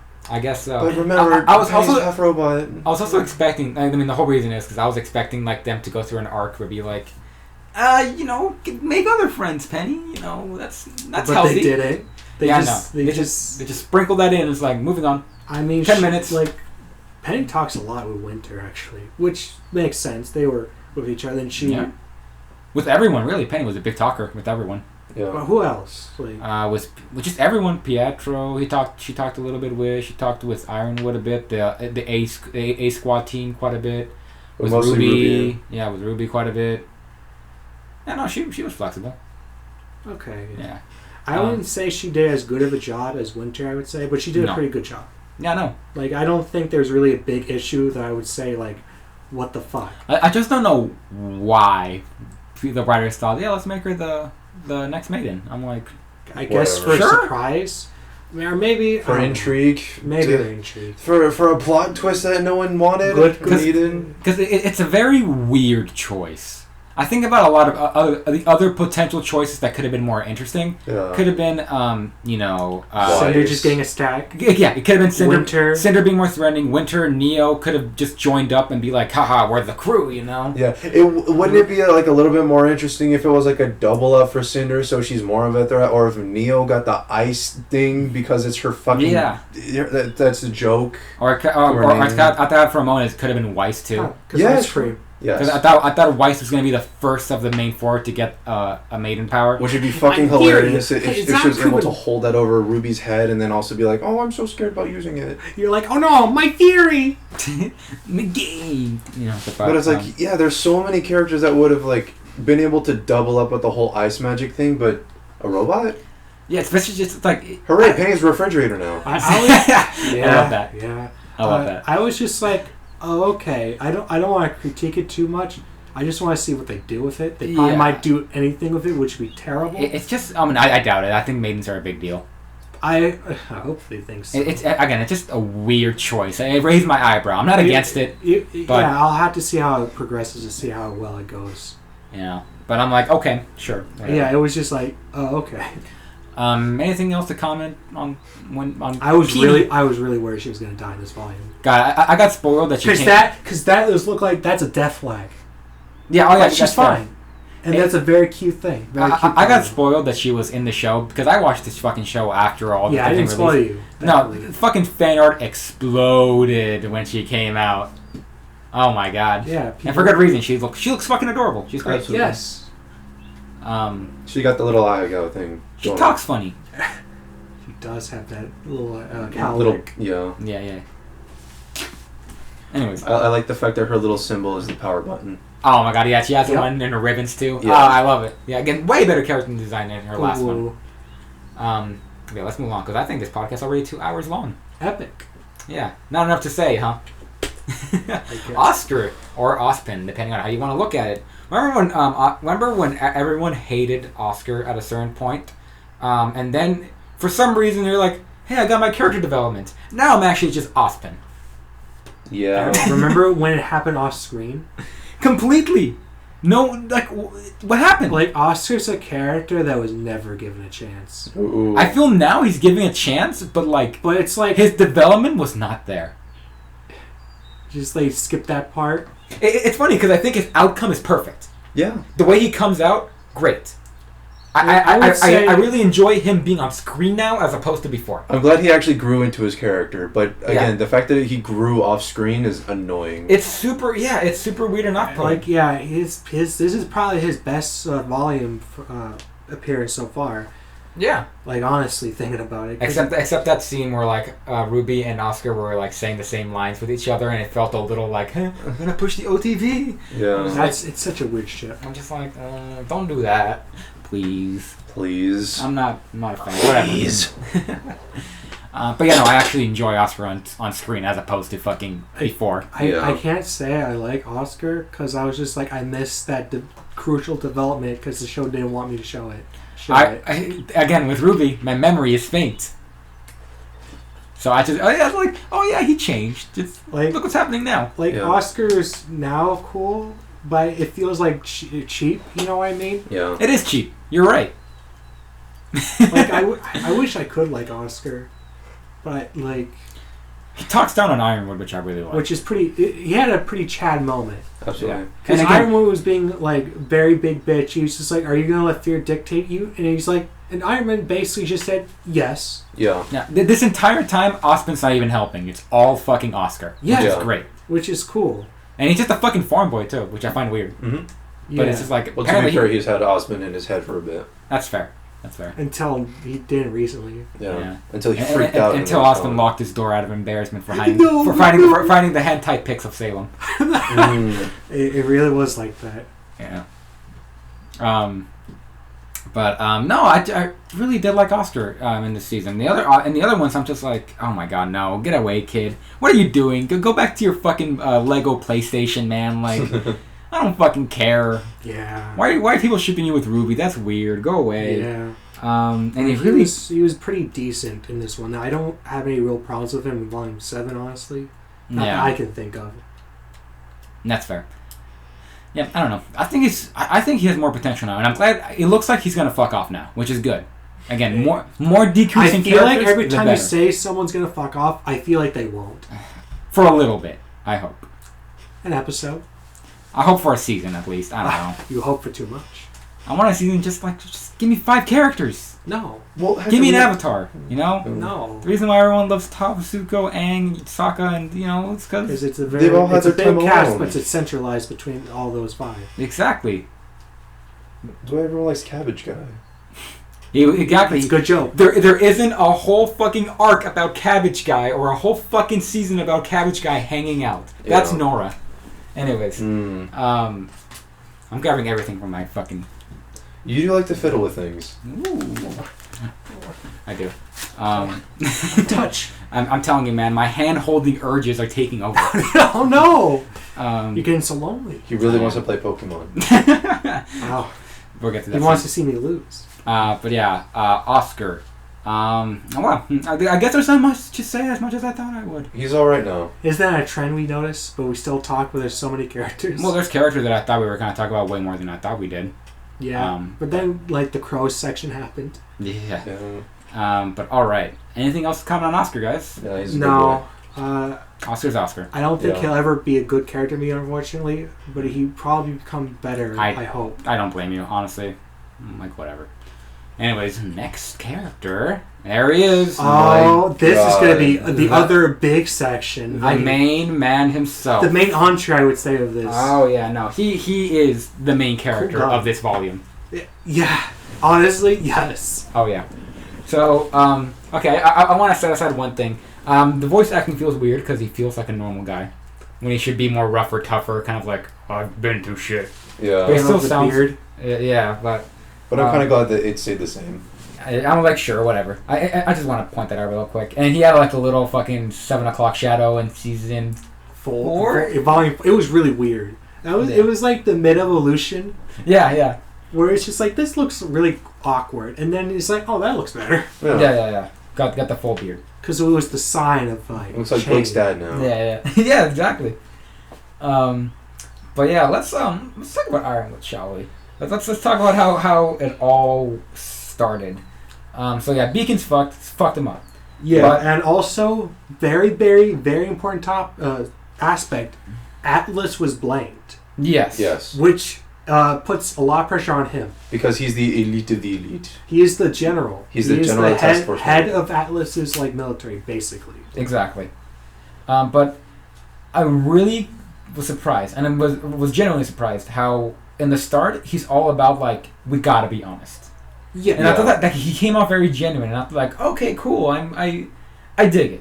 Yeah. His plan. His whole plan is just like, all right, we're gonna make a big radio tower thing and broadcast the whole world about this truth, so everyone will know, and we can form together. I'd like to make an announcement. Salem is a bitch. Motherfucker. She pissed all over my friend Ospen. Pissed on him. What the fuck? And everyone's like, oh my god. Now I'm gonna piss on the grid.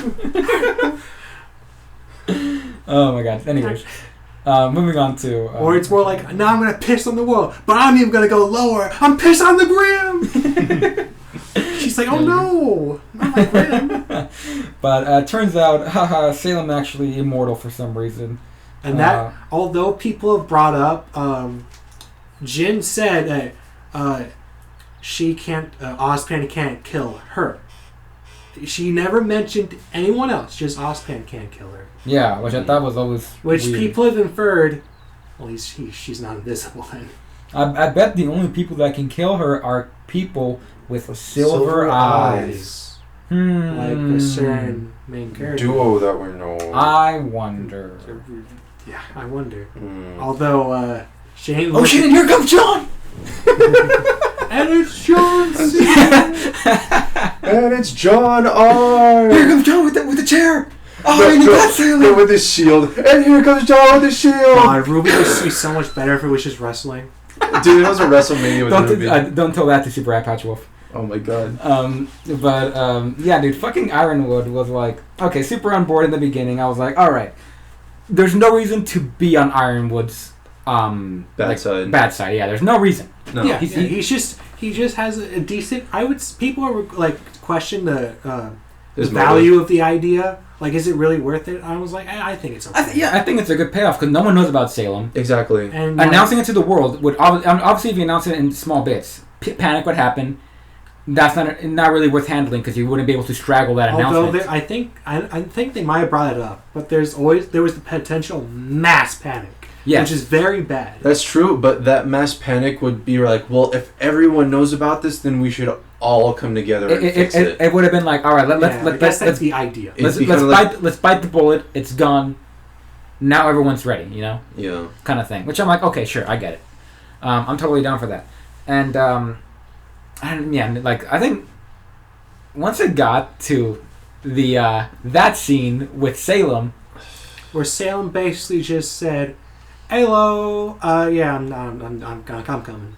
Ironwood just fucking lost it. He was Holy just like, shit. "Oh fuck!"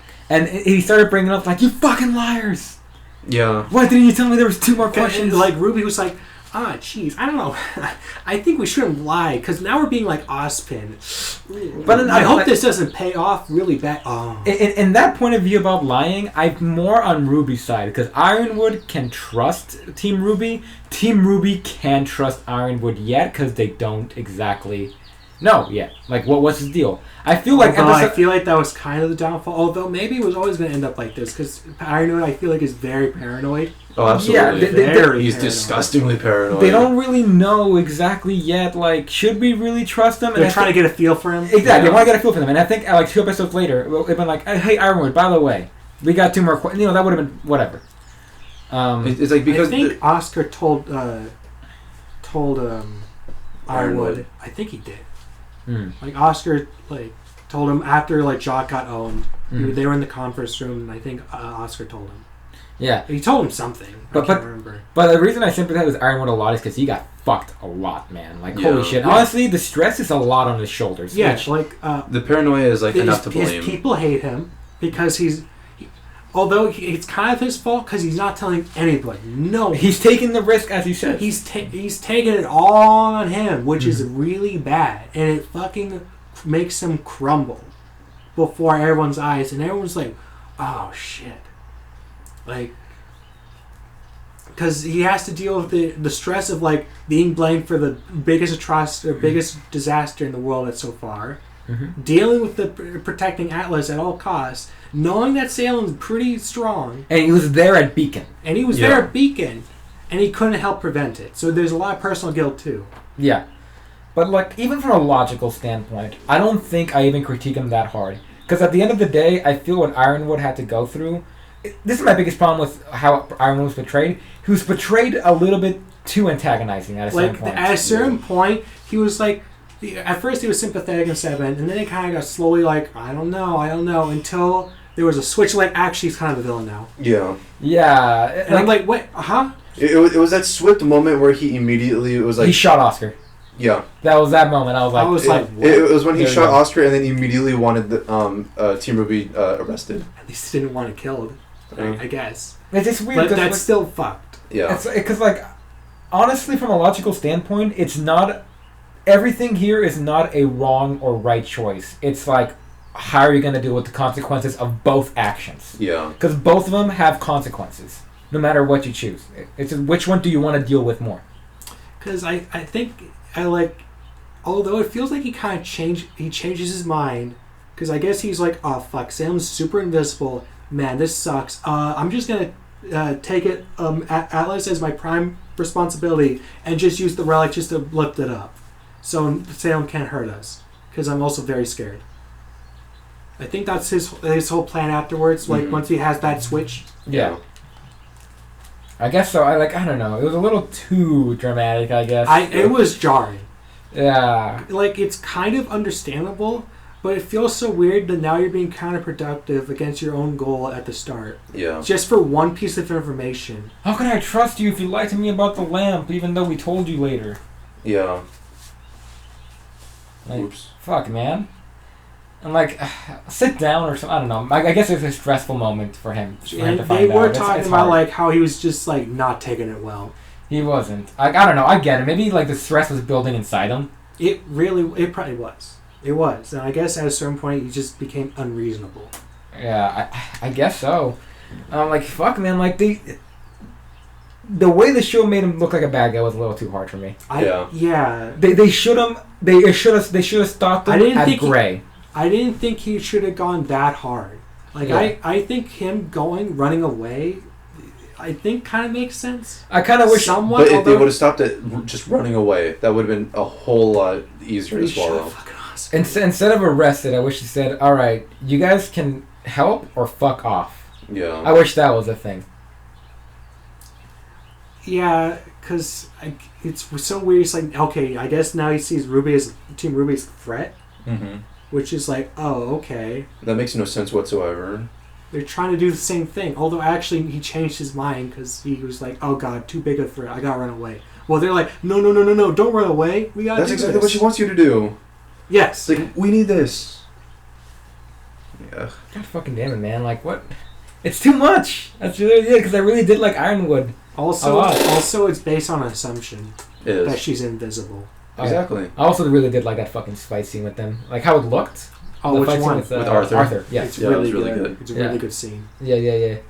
Even though like Ironwood was always fucking winning. Holy shit. Wasn't at the point... Did he get injured during... He did get injured that fight because the Yeah, shield. Yeah, there was a lava thing and it got his arm. His cast is really cool. Yeah. Freaking shit, man. Taking more punishment to his body, man. He doesn't give shit. Punished Ironwood. At what point did he start punished? That's the real question. At end of Volume 3, I would say. Was he punished before? He was a military guy after all. I would say he was not. He was very not punished during Volume 3 until everything went bad. And then that was the decline. That's a valid point. God damn. And then you get this. This is the end point, basically. Or we were nearing the end point of just him just losing hope. Yeah. Because I think the only thing that held him together was hope that Salem could be beaten. But I guess because he's been informed, or at least I guess informed that she can't be beaten from the assumption that they made from what Jin said in the genie bottle back in Volume 6, he basically lost all hope, and J-Series was like, alright, change the plan, guys. Mm-hmm. Fuck. It's just like also kind of weird how what's it called? How he just the irony of him trusting everyone and saying like, oh, don't be like Ozpin and depend on yourself. He was Ozpin. Yeah. He was Ozpin. Go figure. Even when he was telling everyone in the world, he was still keeping secrets until he was literally forced to tell the Councilman, like, hey, tell him the secret. He's like, fine, I'll tell him the secret. And they're like, oh, God, that's really bad. Thank you for telling us. I think that could have been an interesting dynamic between Robin and Ironwood if they fleshed it a little more out, but... Yeah, I wouldn't say Robin's a particularly fantastic character. I mean, they could have, honestly, if they worked out more with Ironwood, but they were so scarce and meeting each other. Yeah. But that's why she's there for Season 8, or Volume 8. I don't think we're even gonna... Are we gonna focus on Atlas, do you guys think? Yes. Yeah. Well, everything's happening at Atlas right now. Salem is literally coming to Atlas. Do you not remember the whale? Yeah, but do you think they're gonna be like, oh shit, we got Bean, we're in... Isn't there like one more... other school? There's 4, right? Yeah, there's 4. So, we went... Beacon's dead. Atlas is there. We went to Mistral? Yes, it was Mistral. With Holy Lionheart. shit. I'm surprised I shot that one out of the dark and fucking... You got it. Got it. And then there was one with like a V that was a desert. And that was where Sun's from. Yeah. Yeah. Do you think we're gonna go there next? Like, be like, uh-oh, we lost Atlas. I think we're going to be in Atlas still. It's Volume 8. And then the whole way through, do you think we're gonna be like halfway? Like I think we can just stay in Atlas. I think for the whole way through, or maybe halfway, we're still going to be in Atlas. Okay. For a bit, I would say. Because there's just so much to see. And so much to do. So what's wrong with taking the back streets? But yeah, oh my god, Ironwood was a delight until that really weird antagonizing moment where everyone's like, no, Ironwood's yeah, bad. that heel turn was a bit weird, like I said. Other than that, I think Iroha did good. Yeah, you did great. All right, now to finish it off with the main four. First one is Yang. God, this is the worst Yang has looked. Yeah. Jesus fucking Christ. I get it. She's supposed to look like a fighter pilot, but God, it sucks. Does not mesh well at all. So, I'm gonna wait till Blake about Bumblebee. But, sure, that's fair. Because you had some critique. Yeah. So, what happened with Yang in these 4 seasons? So, yeah, she got her fucking...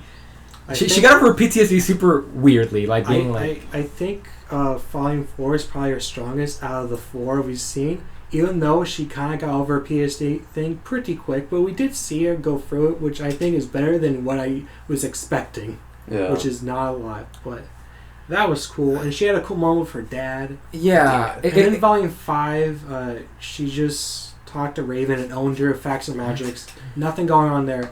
6, because she became even more irrelevant in a way. Well, and then she defeated Adam. Until that moment. That moment. And then 7, what? Who? Huh? Who's Yang?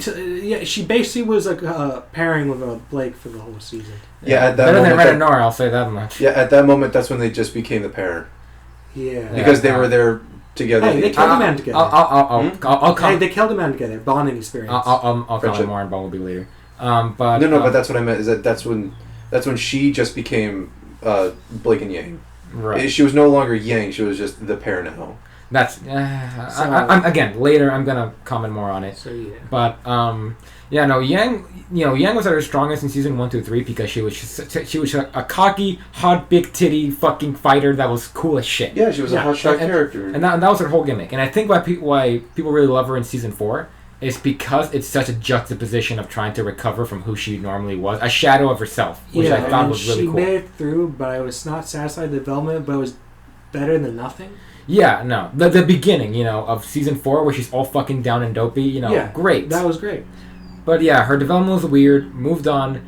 But, there's glimpses and moments where she's kind of like that, but we're not getting any of the shit that I wanted from season 3 or season 4. Hey, do you remember? She's not as cocky as fun, as she was before, but nor is she like, I'm hardened, kind of thing. So you feel like she's stuck in the middle that you don't like? Yeah. And worse, she's stuck in nothing.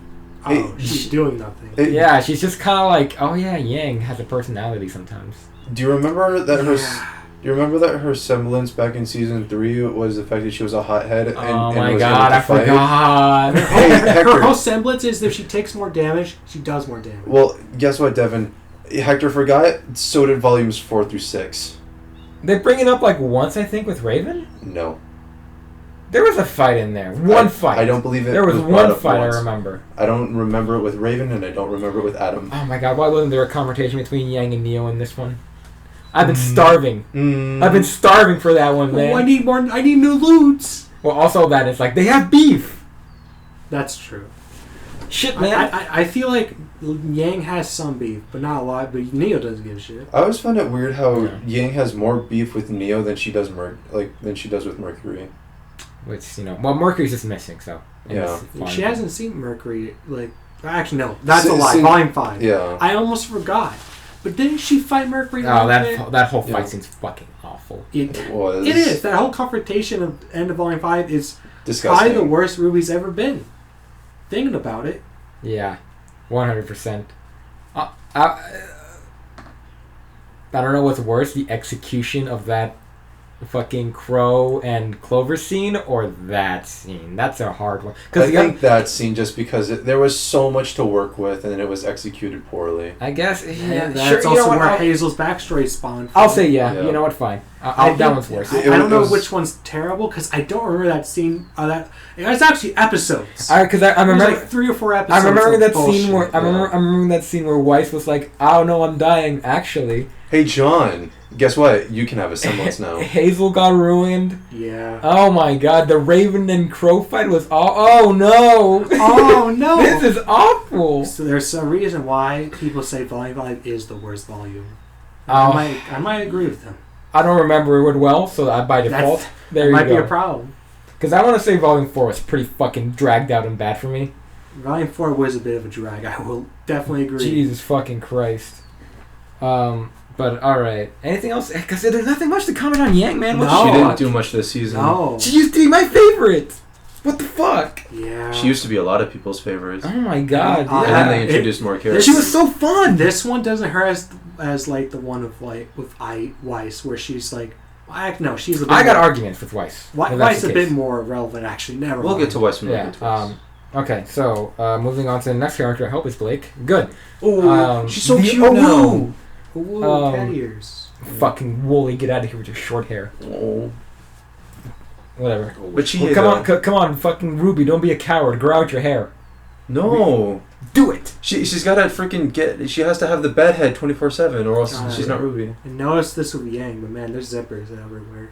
Yeah, these Kingdom Hearts. Ooh. Yeah, I was about to Is say. there a normal design? I gotta say zippers. Oh. Who else owns zippers than fucking Nomura, though?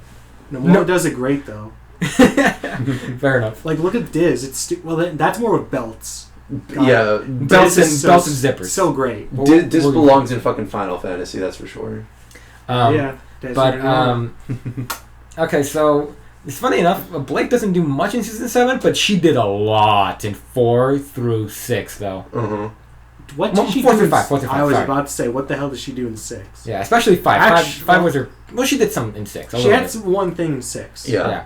It was a pretty big thing. There's a kind of. So I want to save Bumblebee for last. Because I think that's going to cover. It's a hot button issue. I'm sure. I saved for last. It's going to come up in the middle of like. It's going to come up right now. You get so excited talking about it. Yeah. Ooh.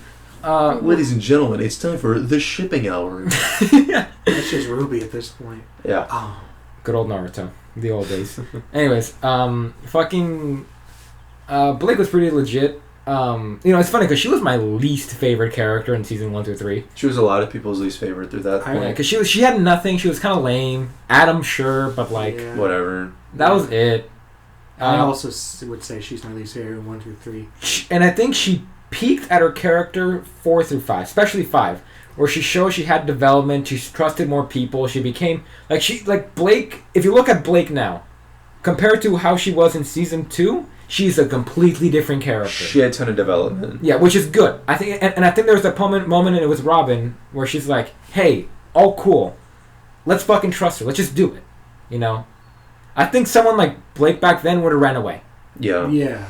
And I think that's great. I think that shows development. I don't think she's my favorite. I think I appreciate development a lot. Yeah. I don't even remember 4 and 5 enough, and some people have criticized that Blake's sections of 4 and 5 were the weakest. I can't say that because I just don't remember. I heavily disagree with that notion, man. I think the Yang parts were extremely weak, except with the confrontation with Raven. I would argue the RWBY parts were the weakest. Yeah. No, you got it. You got it. Got him. And there was no such thing as Weiss parts. Well, because she was the Weiss parts, except the slap. Yeah, the Weiss parts that were there were good though. Yeah, that's true. Oh. No, I think Blake was pretty good. And this season, again, I think the main cast wasn't that relevant. I mean, at least these two. Like we said, Ironwood was the main character. Yeah, he really was. And Ruby's just always going to be relevant. Yeah, no matter main what. character, OC, baby. But yeah, I think Blake was alright in that one. But in season 5, season 6, that's what I want to talk about. Yeah. With fucking Adam and shit. Yeah, with the Adam, like, is he following me?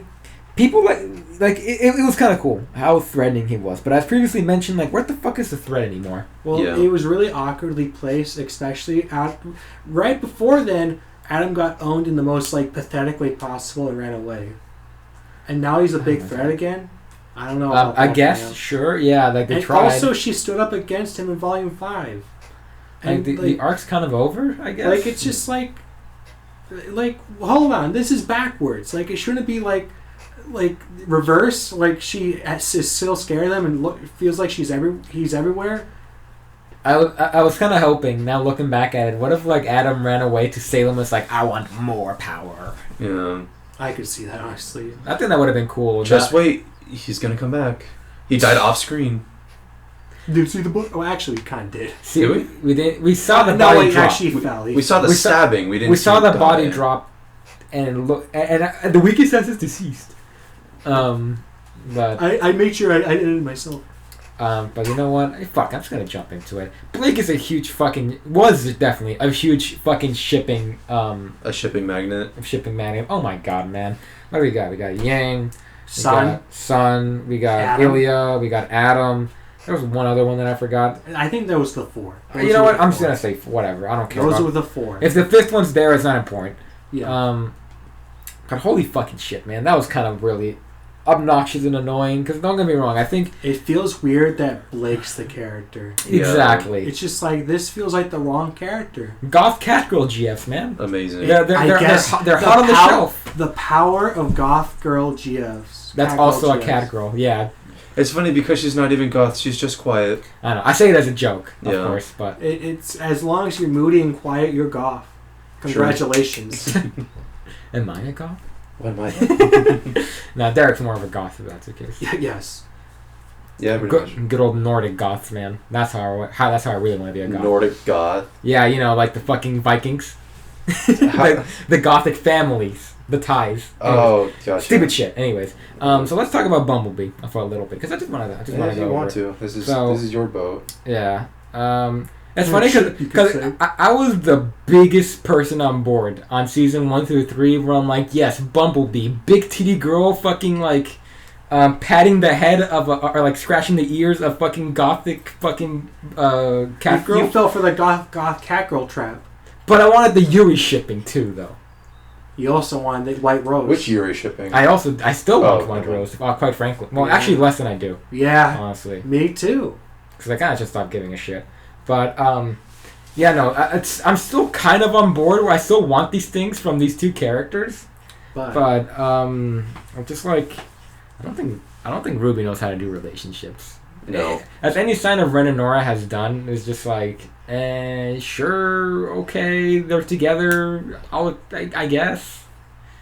But nothing really fucking happens, man. Like, when it even the way it was executed, how this whole fucking thing started, it was like, it was breaking up with your fucking ex, and it was just like, you know, weirdly intimate afterwards, where it's like, I only care about Blake, fuck the other guy. Even though he should care more about the revolution. Yeah. Yeah, oh my god, dude, it was...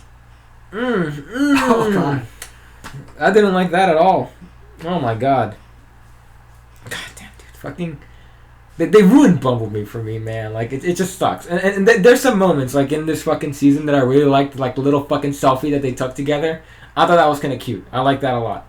But, I don't even remember that, but that does sound cute. Do you remember the part... Or where they compliment the hair, this scene. Yeah, when they complimented... Oh, yeah, and then she goes, woo. Do you remember the part before the election scene happened where Blake is getting ready and is like, oh, what are you doing? I was like, oh, we're about to go partying. Yeah, it was like dance... Like, what is dance party? I'm sorry, does Blake fucking party? Like, when did she ever... She it's part of her development, Derek. When did she ever become social? Yeah, Adam died, so she's like, it's time to be social. And this is my biggest problem with any fucking shows about characters developing, is that they just lose their entire personality. Yeah, because the whole gimmick between... Which is why Bernadetta's good. Yeah. Not good. She develops and keeps her personality. Fuck off. But her personality is already trash. No. Yep. Anyways. Anyway, we'll get to Black that Eagle soon. But yeah, it was also freaking even more dumb when John was like, hey, Ren and I are going to go see a movie. Or no, Oscar and I are going to go see a movie. Who wants to go with us? And Wes is like, me. They're like, when? When would you ever want to say yes to going anywhere with John? Exactly. Like, it makes no sense. And Oscar, come on. That makes no sense. Unless they're war buddies, or she's... I don't know. I don't particularly care enough to really like critique it. It's just like whatever. But it's like when you drop let her just have fun, I guess. There should have been more budding. But when you drop your personality like that immediately, and it's like if it wasn't Weiss being like, you know what, I could go hang out with you guys too, or go hang out with Blake and Yang, like that'd be neat. Mm-hmm. And then you're like, oh, it was just gonna be more of like Blake and I, but sure, yeah, you can come along. Like if it was just like that little bit of hinting rather than like, oh yeah, freaking Blake and I are gonna go get fucking tanked and we're gonna go grab a hotel afterwards. Oh yeah. I want Bumblebee so bad. I'm hungry too. There really should be more budding romance in this show. Like like make more duos, like just hang out more. Like make, I don't know, everyone knows RWBY Weiss. Please. Like Blake and Make Yang. my shipping easier. It doesn't have to be shipping. I'm talking about just you kind of see you're fostering the perfect environment for it though. No, I said budding romances, like be like cool, like friends kind of thing. Like when you say romance, I think shipping. No, like budding romances, like bruh. Well, you said it like budding. Budding romances means that like it's the development to a relationship. Oh, is that what it means? Budding means starting to be like a it's relationship. a flower budding. All right, like I'm sorry. Let me rephrase that then. Bromances and cismances and that weird in between where they're not making friends. Male and female being friends, whatever you want to call that. Platonic relationships. But no, this bromances, cismances. What do you? Friends. Siblances. Hector, they're called friends. I want my shitty buzzword, Derek. Let me give me my shitty I buzzword. promise you, it's just called a friend. But I want so is bromances. But I want my shitty buzzword, Derek. And I thought I was getting cringe when I was talking about JoJo. Oh, it's called a bromance and a sisterhood. If you truly need this, I'm purposely being cringe, by the way. Anyways, no, he's not. Good defense. I'm actually serious. I like to act cringe on purpose. Haha, ironic. No, I'm being serious though, and that was actually just I was playing it for the laughs. Right? Devin, I'm from the fucking forums. All I say is irony. That's the worst part. Anyways, but yeah, just like the whole freaking Crow and Clover thing, it's just friends. All they are is friends. Yeah, I wanted something with like maybe John and fucking Oscar. John and Oscar. If we could have John and Ren have a legitimate conversation once in a while, right, it would be fucking phenomenal. The last time Oscar, season 3. What, John Oscar? Ren. Oh yes. I want to see Nora and Ruby party. Right? One of them scream their lungs out and dump them. Nora, Ruby, and Penny. Yeah. That would be freaking amazing. And wouldn't it be like freaking adorable if they brought Penny along to karaoke and she just like plugged in herself to the thing? Penny and Nora could have been friends. One more friend to Penny. That would have been freaking amazing. Something, I don't know, man. Yeah.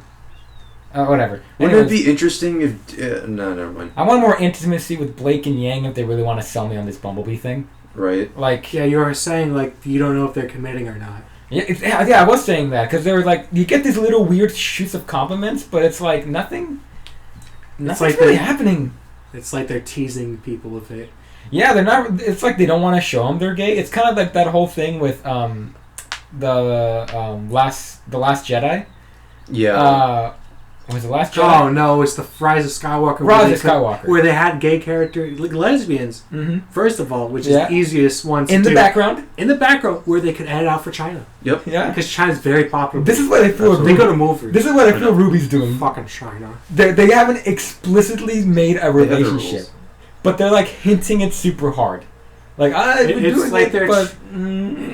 It feels like they're not committing because they're kind of scared or they don't want to, but they still kind of want to because it makes them excited. So I'm like, what the fuck are you guys doing? They already showed mom lesbians, like with fucking John's sister. That's true. So it's like, who cares? I don't know. Maybe they're trying to tease their cocks a little. Is the Chinese sub/dub being like, oh no, they're just sisters taking care of kids? Like, what are you gonna do? It's not in China. I know, I'm just joking. Like RWBY's not in China. Or Japan, whatever country you want to censor convenient. The Middle East. It even has a dub. Yep. Yeah, I'm sure. And it's popular in Korea, which surprises me. Mm-hmm. Hold hands, fucking, just one sleeping on the shoulder, call each other's names, explicitly fuck, do anything, man. Like, come on. You're hoping too much for the last one. Just any of it. Well, give me my hand I want one, man. Yes, the hand-holding man. Oh. Craigasm. But should be a podcast. Podcast. Oh God. That is too much dopamine for one man. Oh my God. Hector's favorite song is He's pocket because he's coming. Oh jeez. Hector's favorite song is "Hold Your Hands" by the Beatles. I wanna hold your hand. Next character, which is the best girl. She is still best girl. I hate her hair. I was about to say I love her hair. This is with other characters I'm like they've gone downhill or they're kind of like Blake in general. I think she's kind of like in the weird middle ground. She's better than season 4, but Blake was better than season 1. Blake looks the best in my opinion. And here, Weiss, I always thought season 1 was great, and oh my god, that design in season 4, I absolutely hate. It's so drenched of colors, it kills me. I still liked it. I think it was cute. Oh my god. I like good for you guys, man. But holy good for me. Good for you. But good this for one me. Is my favorite. Absolutely. Of all the 4 designs, out of I would 4 designs, 3 different time skips, this one's my favorite. This looks amazing. It's just her hair that I don't like. It looks like soft serve ice cream, and you know what? You say that, I love it more now. There's just the biggest part of me where if anyone has like the ice cream haircut, I just want to lop it off. What if it was Neo? Do you think that would be good? No, that's her it'd be gimmick. Worse. Well, Okay. if it was part of the gimmick, then sure. But I feel like that for her, her just having her hair down is just easier. Sure, why not? I will admit I don't like her having the hat, even though I get the symbolism behind it. Holy shit, Weiss has so much fucking color, man. Yes. I love it. Compared to her season 4, where she actually is just grayed out. Holy shit. I know great. that you won't fucking get this. I know no one listening to this. Is that a will ever get it. motherfucking Bleach reference? No, it's a fucking Zoids reference. She looks like the fucking Jaeger, not Jaeger, the Jaeger, skin that's used on Liger, and I'll show it to you later. There's all our Zoids fans in the comment section. Yeah, just 300 years in the future, when this video gets 1 million views. Do you think that Zoid is ever going to be relevant 300 of you. views in the future? Yeah. If population keeps going up, logically. I hate this shit. Actually, if you knew about replacement ratio. Yeah. No, I'm just joking, by the way. Yeah, same color and everything. But I'll show it to you later. Yeah, Weiss in this season. Season 4 through 6. 4 was pretty good, but she wasn't there a lot. But where she was there, it was nice. Yes. She got kidnapped in 5, which was fucking lame. Yeah, and then she didn't But she do a fought lot in herself 5. out. Thinking about it. And same thing with 6. Didn't do a lot in 6 either. But 7, she made up for it. So yeah, she got some things. 7, out. she had like. She's the most involved she's been since season 2 and 3. Yeah. Well, For because sure. she's home now. She's kind of not even that. She's with Winter, which is I guess part of home. You know. You can say that. But yeah, it's like at this moment she has to kind of like dig down and start kicking ass now, especially if it's her dad. Oh yeah, no. She has to stand up to her daddy. It's great. And she owns him. And she had a lot of moments, which was awesome. But I might complain with others what I've said before. The problem with development is that they lose their personality. I miss how bitchy Weiss was. Right. And I think that was my favorite aspect about her with season 2 and 3, is that she was always bitchy to RWBY, and RWBY just was like, I'm autistic, I don't know, let's have fun. I know she's like slowly. You're my best friend. Like she's starting to. Weiss is like, I know, sure, but no. She's starting to slowly, but like just She become was more starting to charming. warm up. Yeah, exactly, to both. She's playing the princess gimmick just a little bit too hard. Yeah, I just miss how she was kind of acting like a tsundere to fucking RWBY. Yeah. It was always charming, but I don't know. I feel she lost that, man. And I think that those are her strongest voice acting moments too, is when she got to act like that. But now it's like, sure, I guess, why not? God damn it, Weiss. What happened? What happened? You're still best girl though. I mean, who else? I mean, out of the 4, who else? I think RWBY has a better shot now more than anyone. RWBY had a good thing going in Volume 6 and didn't do a lot of Volume 7. She had a lot of potential in Volume 1 through 3. I think she was also one of my favorites in Volume 1 through 3. She was pretty decent. Then again, all the girls except Blake in season 1 through 3 were great. Honestly. Yeah, I could say, yeah. That's fair. But fucking A, man, like, do something. Any other final thoughts? She had a couple cool moments in 4 and 7, and didn't do a lot in 5 and 6. All right, Derek. Anything else for our stand summoner? No. And she was best girl until Penny came back. By default, eh? Yeah, Penny was always best girl. She was not best girl because I thought she was dead for a while. All right. Last but certainly not least, we have the girl herself. Yay! I got RWBY. all right. I just forgot about her hair, and I'm like, oh my god, I hate it. Yeah, her lesbian haircut. It's funny. I still like it. It is really. It's a small downgrade for me. I don't like this haircut. It's not awful. It's just a small It downgrade. ain't John tier. No. But this is just like it kind of Nothing right now bothers is me. John tier. I'm telling you, man. Long hair, make it happen. No, keep the short hair. Yes, all the way down to her No, fucking ass. pixie cut. Make her fucking bald if you got it. Whoa! No. Bro. Okay, thank God. I want that hair all the way down. Fuck off. Excuse you? Hold that hair You can get down the to fuck that out of this ass, house man. right I now. love the anger in your face, your disbelief. You're like, what? No, Pixie Cut is not cringe. Pixie Cut is Cut cringe. is one of the cutest things ever. The most cringiest one, yes. No, not at all. Derek, have you ever heard of a character called Handmaiden in KOTOR 2? No. I think you might really like her. I'll show you a Or picture Derek later. might not really care. No, he's gonna like It's it. really hard to tell Derek This sometimes. is a Derek character. If there, it has to be at least a 6 out of 10, and that's saying a lot for Derek. That is saying a lot. I guess so. Just to be fair, even Ruby's like a 6 out of 10. Yeah, Ruby. I not, can't not the rate show. Ruby. The character. That's fair. I can't. No, I meant the character. So I think Yeah. Ruby was super cute in season 1 through 3, but Yes. she went downhill really hard in 4. Oh my god. Yep. She had no personality. She had nothing to be fun with. Like, oh my god, there was. And then Even I would say Nora. it was also true in 5 as well. Yes, very much true. It still And then continued. 6, she kind of got back to her own. It felt about the same, Yeah. honestly. I think 6, she got a little better in my eyes. A little bit. It's like, I honestly And then do... 7 is about the same as I think 6. she got a little better because of the fact that Penny was there, Yeah. and they got like to you said, Penny. She's like Penny. You kind of She cringe. cockblocks Penny. Yeah. Which I- I'm just like, what the fuck? I don't know. I feel she has a little more fun in this one. I get to hear her just be like, Yeah. "Oh my god, your weapons! Ooh, you're cool." You do it with Harry and shit. Yeah, and then that moment with John where they're like, "Oh my god, you're ace, you're the ace team and whatever." Like, "Oh, you guys are Yeah. so cool." Like, Jesus Christ, This is freaking forgot Ruby had a personality. right. Holy shit! I felt deprived, but no, I'm glad she's finally back after fucking 3 seasons. Holy shit. But yeah, let's talk about all her plot things because she has a lot of that. Yes. Her mom's dead. Her mom's yeah. Mom. It's funny. I Sailor just now Moon. remembered that her mom was Summer. Yeah. it Because is. there's the longest time I'm like, who the fuck is Summer? It's her. I don't want to get political, but who the fuck is Summer? No, I honestly totally forgot who she was. It's like, oh yeah, because like Summer could have been a maiden. And I'm like, who the fuck is Summer? It's like, The Summer Maiden. I totally forgot who she was until just To be now. fair, the show doesn't talk about it too much. Some Oh. people I'm sure they argue- will. We'll Yeah. talk about Summer soon. Yeah. But yeah, Silver Eyes. Wow, it's a weird thing to have so much plot convenience that I don't understand. Because 3, it was an interesting thing. It was like, huh, She has something. that was something. What the fuck is that? And then we finally get the answer in 6. And it's basically, I I'm guess Sans. it's anti-Grim, Yeah. basically. And I'm like, It's Holy Light. oh, that's kind of lame, but okay. It's a little too birthrighty for my taste. Yeah.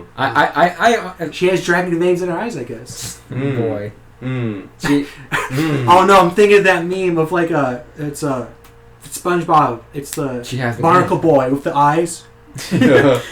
So But it's just the laser. It's just her eyes activating and it's a Grim destroying her hands. No, not even destroying, just turning to stone. Yeah, that's true. It is. I'm gonna sidetrack one quick me. I'm gonna probably edit this out. One quick sidetrack. My favorite version of that is Flame being not like Flame being the object in hand, and Barnacle Boy being like the healer with no physics. Ooh. Hey, Manuel's there too. Yeah, no, this is not to do that joke. Anyways, Ruby. Should have been with fish. It's good. It's a good face. No, it's just playing with Poggin over fish. But yeah, they ruined White Rose because that dynamic is no longer there. Yeah, It's gone. They tried so They hard. kind of try sometimes, but they don't. They tried so hard with the Okay. combo fight, but then it just ended up being Winter and White. I'm gonna say it. I got a very controversial opinion. Wait a minute. I already said this before. Ruby Oh. fights suck. Huh? Ruby fights suck. Like the general or her fights. The fights in general. Most of them kind of suck. Some of the choreography Some is of pretty them- good. The ones that have Some more. of them are good, and a lot of them are not.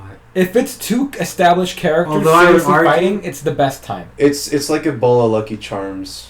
There's so many you times get the where good marshmallows, but then most of the time it's Although just I would argue it was pretty consistently pretty good in 1 through 3. And then 4 through 7 gets shaky. But remember- There's still some good moments, some good fights. But remember, any fight that happens at a school is a good fight.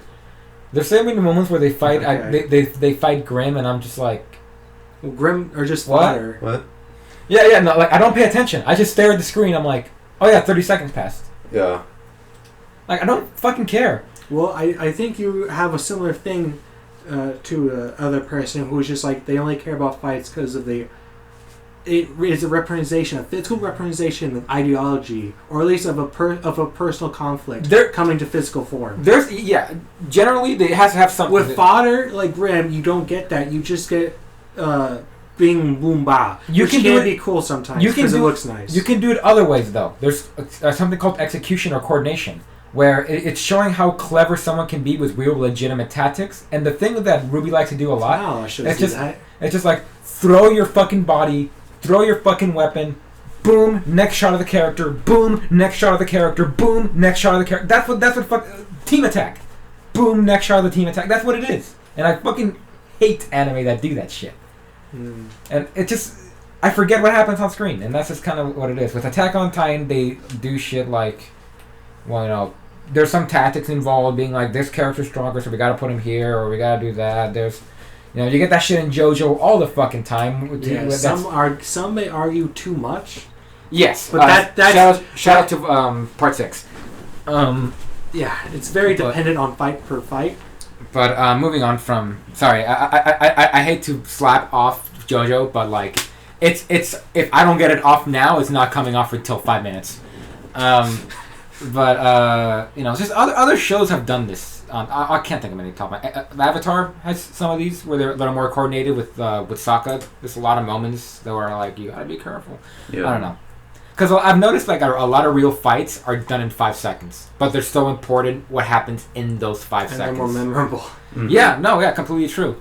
Because there's a person besides a faceless motherfucker, like Grim, or like nobody bandits. Yeah. Some of the best fights I can think of is still like Neo and Yang, because there's so much dialogue happening through fights.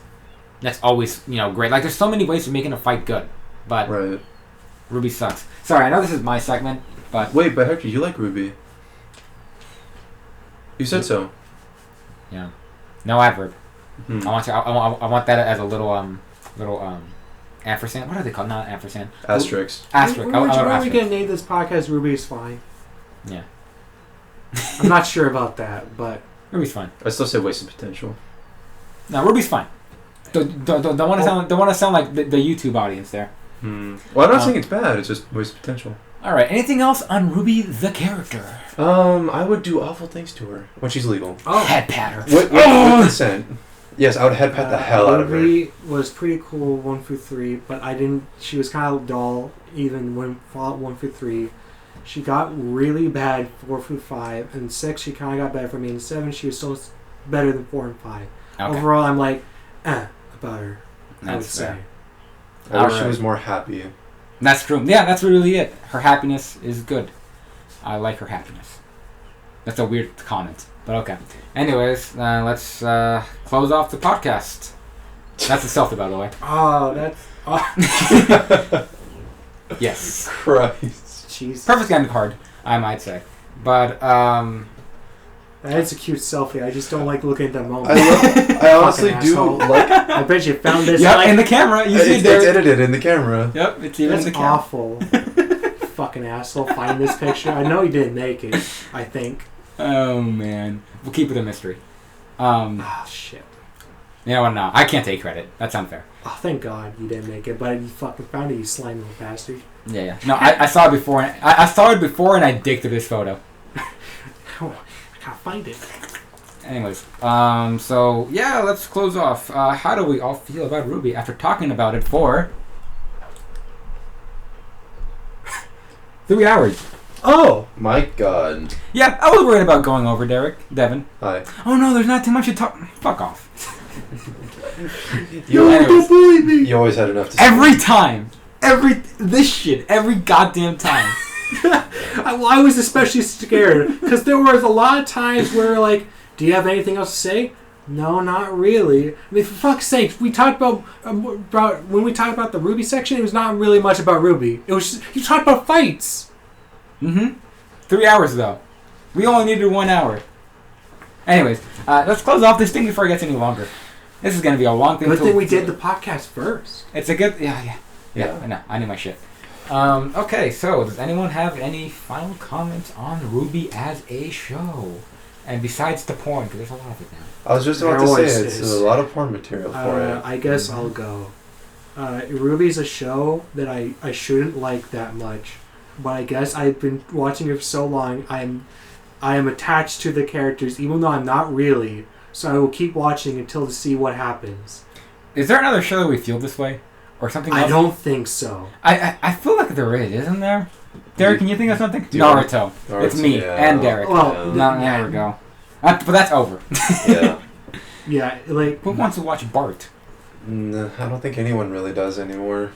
Exactly. And, like, I can't hate it, but I understand the critiques of RWBY. But even I think that's overdrawn and just obnoxious at a certain point. Oh my god. I'm kind of sad how jaded I've become because of the commenting community of RWBY. How it's just fucking awful. Yeah. Every time. There's one particular channel I just can't stand. I can't remember the name. I can tell you a lot of them, but yeah, dude, it's just like fucking stop watching it. Right? It feels like to me that that's just their thing. And if they stop, they'll lose their audience. I feel like that's their big fear. Shitting on RWBY gives them emotion. Yeah, that's fair. Or something like that. I don't know. I don't think to shit on the individuals, man. But I feel I've kind of rebounced recently because I don't value those opinions anymore. And in fact, I've become spiteful towards those opinions because it's just all negative and like I don't value them as credible. We said some positives in 7. You've had some negative. Yeah, there's. Yeah. Like, I don't think RWBY, even at its worst, is consistently bad. There's always something at least decent. Right. Sure, for sure. Even I wouldn't say it's like. Then there's sometimes some rare examples of excellence, but they're rare. I'll admit that there's definitely reasons for you to watch if you like RWBY in itself, but there's definitely a lot to hate on. I also can understand if you just want to drop the show. I will not begrudge you at all. Absolutely not. No, and honestly, you might be the smarter of the two of us, random person. And if Michaela is watching, if you guys don't know her, she commentated on us with volume 1 to 3. I took her spot for this podcast. Yeah. Well, Derek is the new Michaela. Oh, no. The new I thought you were there. No. Oh, I'm losing my mind. Yeah. I thought so too, but no, it was just 3 of us. Yep. To comment her, I talked to her a little bit over messaging, and she just wants me to let you know that she hates Bumblebee. Wow. Gotta throw that one out there. I honestly thought her impression is like, I don't even watch the show anymore. She still likes RWBY, as she mentioned. She still likes RWBY. Okay. Line by line, I still really like RWBY, but I really hate Bumblebee. Why? I'll get to that reply later. Okay, fair enough. Yeah, I'm not there yet. But yes, Derek, you want to close off any commenting on RWBY? I'll definitely admit, I do miss the earlier days where the show was like 5 minutes long and it was just like a. No.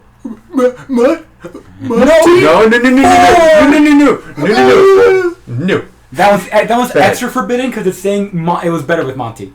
That one's the extra forbidden one. Well, I had to use it for a meme. No, stop.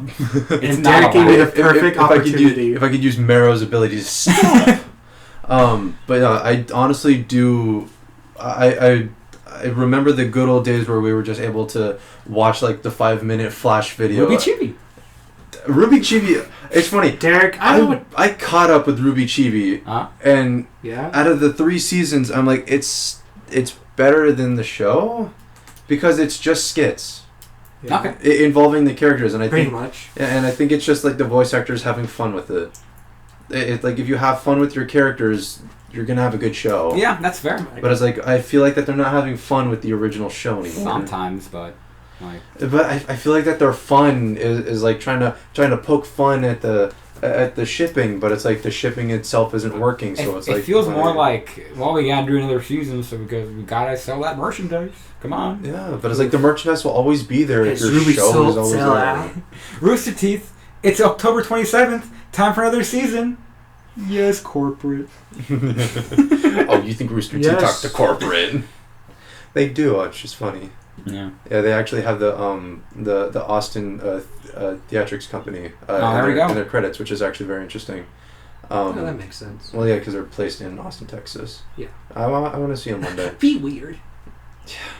Yeah, I'm sure there's a lot of people enthusiastic about working on RWBY. Don't get me wrong. Yeah. But I wouldn't be surprised if there are some people who worked there much longer. I would say below season 3, Right. who are a little more jaded, or maybe a little more tired. Never heard about that letter. What letter? Yep. No, that really long ass letter. Yep. I seen it. I don't remember. Really explaining I'm gonna show you that later because Okay. that's a very big plot line in the real life RWBY timeline. Okay, cool. But yeah, I think that at the moment, RWBY just has a lot of, like you said. Fuck, we talked about it, dude. Shit. That RWBY itself just has gonna happen. like a lot of like wasted potential. Like there's just so much that you could do with all of this, but it's just horribly executed. Oh my god. You're right on that one. Yeah, it's like you have all of these amazing characters that you're just kind of blueballing right now, and it's like, it's like, just give them some love, give them the love that they personally deserve from being just like these thrown together characters that were just part of like a flash animation for like a good 5 minutes. It's like, because that's when it was the most. What are you talking about, Derek? Volume 1's not that great. That doesn't. It is a flash animation. It was just a flash animation. Like you got to remember just that it was just thrown together and then shoved onto YouTube. It was just someone's project. I guess. This, on the other hand, is starting to just become a show.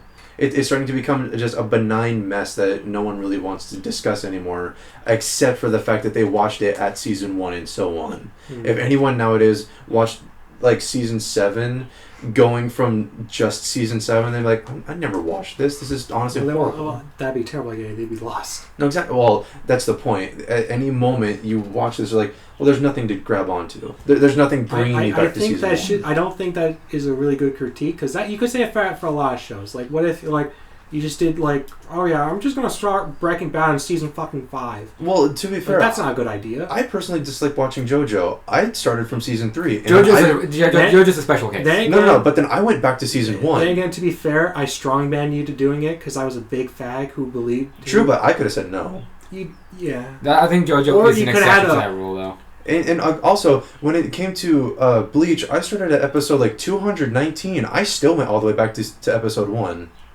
Sure. Yeah. I guess it just piqued your interest. Yeah, and even with like I said, there has to be something intriguing going on to just bring you all the way back to wanting to rewatch the whole thing. If you go about it that way. True, but at the moment there's nothing to grab onto anymore. It's a pretty good like piece of marble where it's just too smooth. There's nothing fun about it. It's too plain. I don't know. I feel like I don't know. IMHO. A lot of times, Derek, I'm like, Derek, you're saying a lot of things that don't mean anything. There are a lot of ideas that he tries to put together, and I grab a lot of them, but I think he needs. I want to say he needs help. It's I need a better interpretation of how to actually like take the information. There's nothing about the newer volumes that's interesting enough that may grab a person coming in later that would want them to go back and start over. Possibly. Okay. I could see that more than being interested. Who knows? People operate in weird fucking ways. That's right. Then some people try to justify it, be like, no, they work in this way because it's objectivity, which is always just cringe. Yes. Right. So just to close off my things, RWBY's a show that I still like, even regardless of this podcast and saying all the negative things about it. I think it's probably the best American anime, and yes, I'm calling it that. I don't care what anyone says. What else is there? What about Avatar? Yeah, I'm gonna say it. Avatar's in fucking anime, and you can't stop me. What are you gonna do? Fucking report me to our anime? I want to see you try. Reported. No, I'm banned. Oh no, my gold, my karma. My upvotes, they're all gone. What's it ready to do? Volume 7 is better. It's the best volume we had since season 3. And at some points it's better than volume 3, and at some points it's not as good as volume 3. Oh god, no it isn't. I would agree with that sentiment. I enjoyed volume 7, even with the oopsie doopsies. Some cute character designs and changes, and some not so great. I'm looking at you, Yang. Even though you have a cute smile in that picture. That is a cute smile. Alright. So, let's say our ending quotes. But first, before I do that, I need to do this in every video. Like, comment, and subscribe, guys. Hey, before we go, just you subscribe to our Patreon. Guys, I'm making this video like I have fucking 7 subscribers, all probably from us and other accounts that don't follow us. Mm-hmm. I'm literally just starving for a comment section that isn't fucking a bot. Right. So I don't know. spread us around, you know, make us feel like we have a purpose. Honestly, do that at your own discretion. If you don't think we're worth it, then don't do it. That's just a sign that we need to get better. If you want the community, you gotta do better. That's fair, but for fuck's sake. That's fair, Devin. But if we don't have a community, we can't fix what we're doing wrong. Hey, maybe there's a reason. All right. Besides subscribing, sorry, I had to get a little gigabrain. If you made it this far, comment and saying what was your least favorite part of this podcast. If you made it this far, thank you. Holy shit! Because it's been 3 hours. Yeah. Jesus Christ. Comment and tell us what's your least favorite part about this podcast. Tell us what's wrong with us. Yeah. Yeah. Now you're doing it. Now you're trying. There we go. People are much more on the internet. Are much more likely to talk negativity. Go to my Patreon. Oh god. That'd be the day. No. We're not setting our Patreon. No. Anyways, no. We just have a GoFundMe. Anyways, before that, let's have our end quote. So joining me here today was Devin. Can't wait for Volume 8. Cool. And also joining me here, the man in glasses, Derek. That's fair. I am the only man in glasses. Yep. Yeah. All right. And I have been Hector, and I'm not gonna watch porn after this. I promise. I play Pokemon. Yeah, we gotta play the Pokemon Hustle Lock. Oh my god. It's not really a hard lock. All right, guys. Guys, have a nice day, and we'll see you hopefully next time. Maybe Black Eagles. We'll see. Maybe, possibly, potentially. All right. To be continued.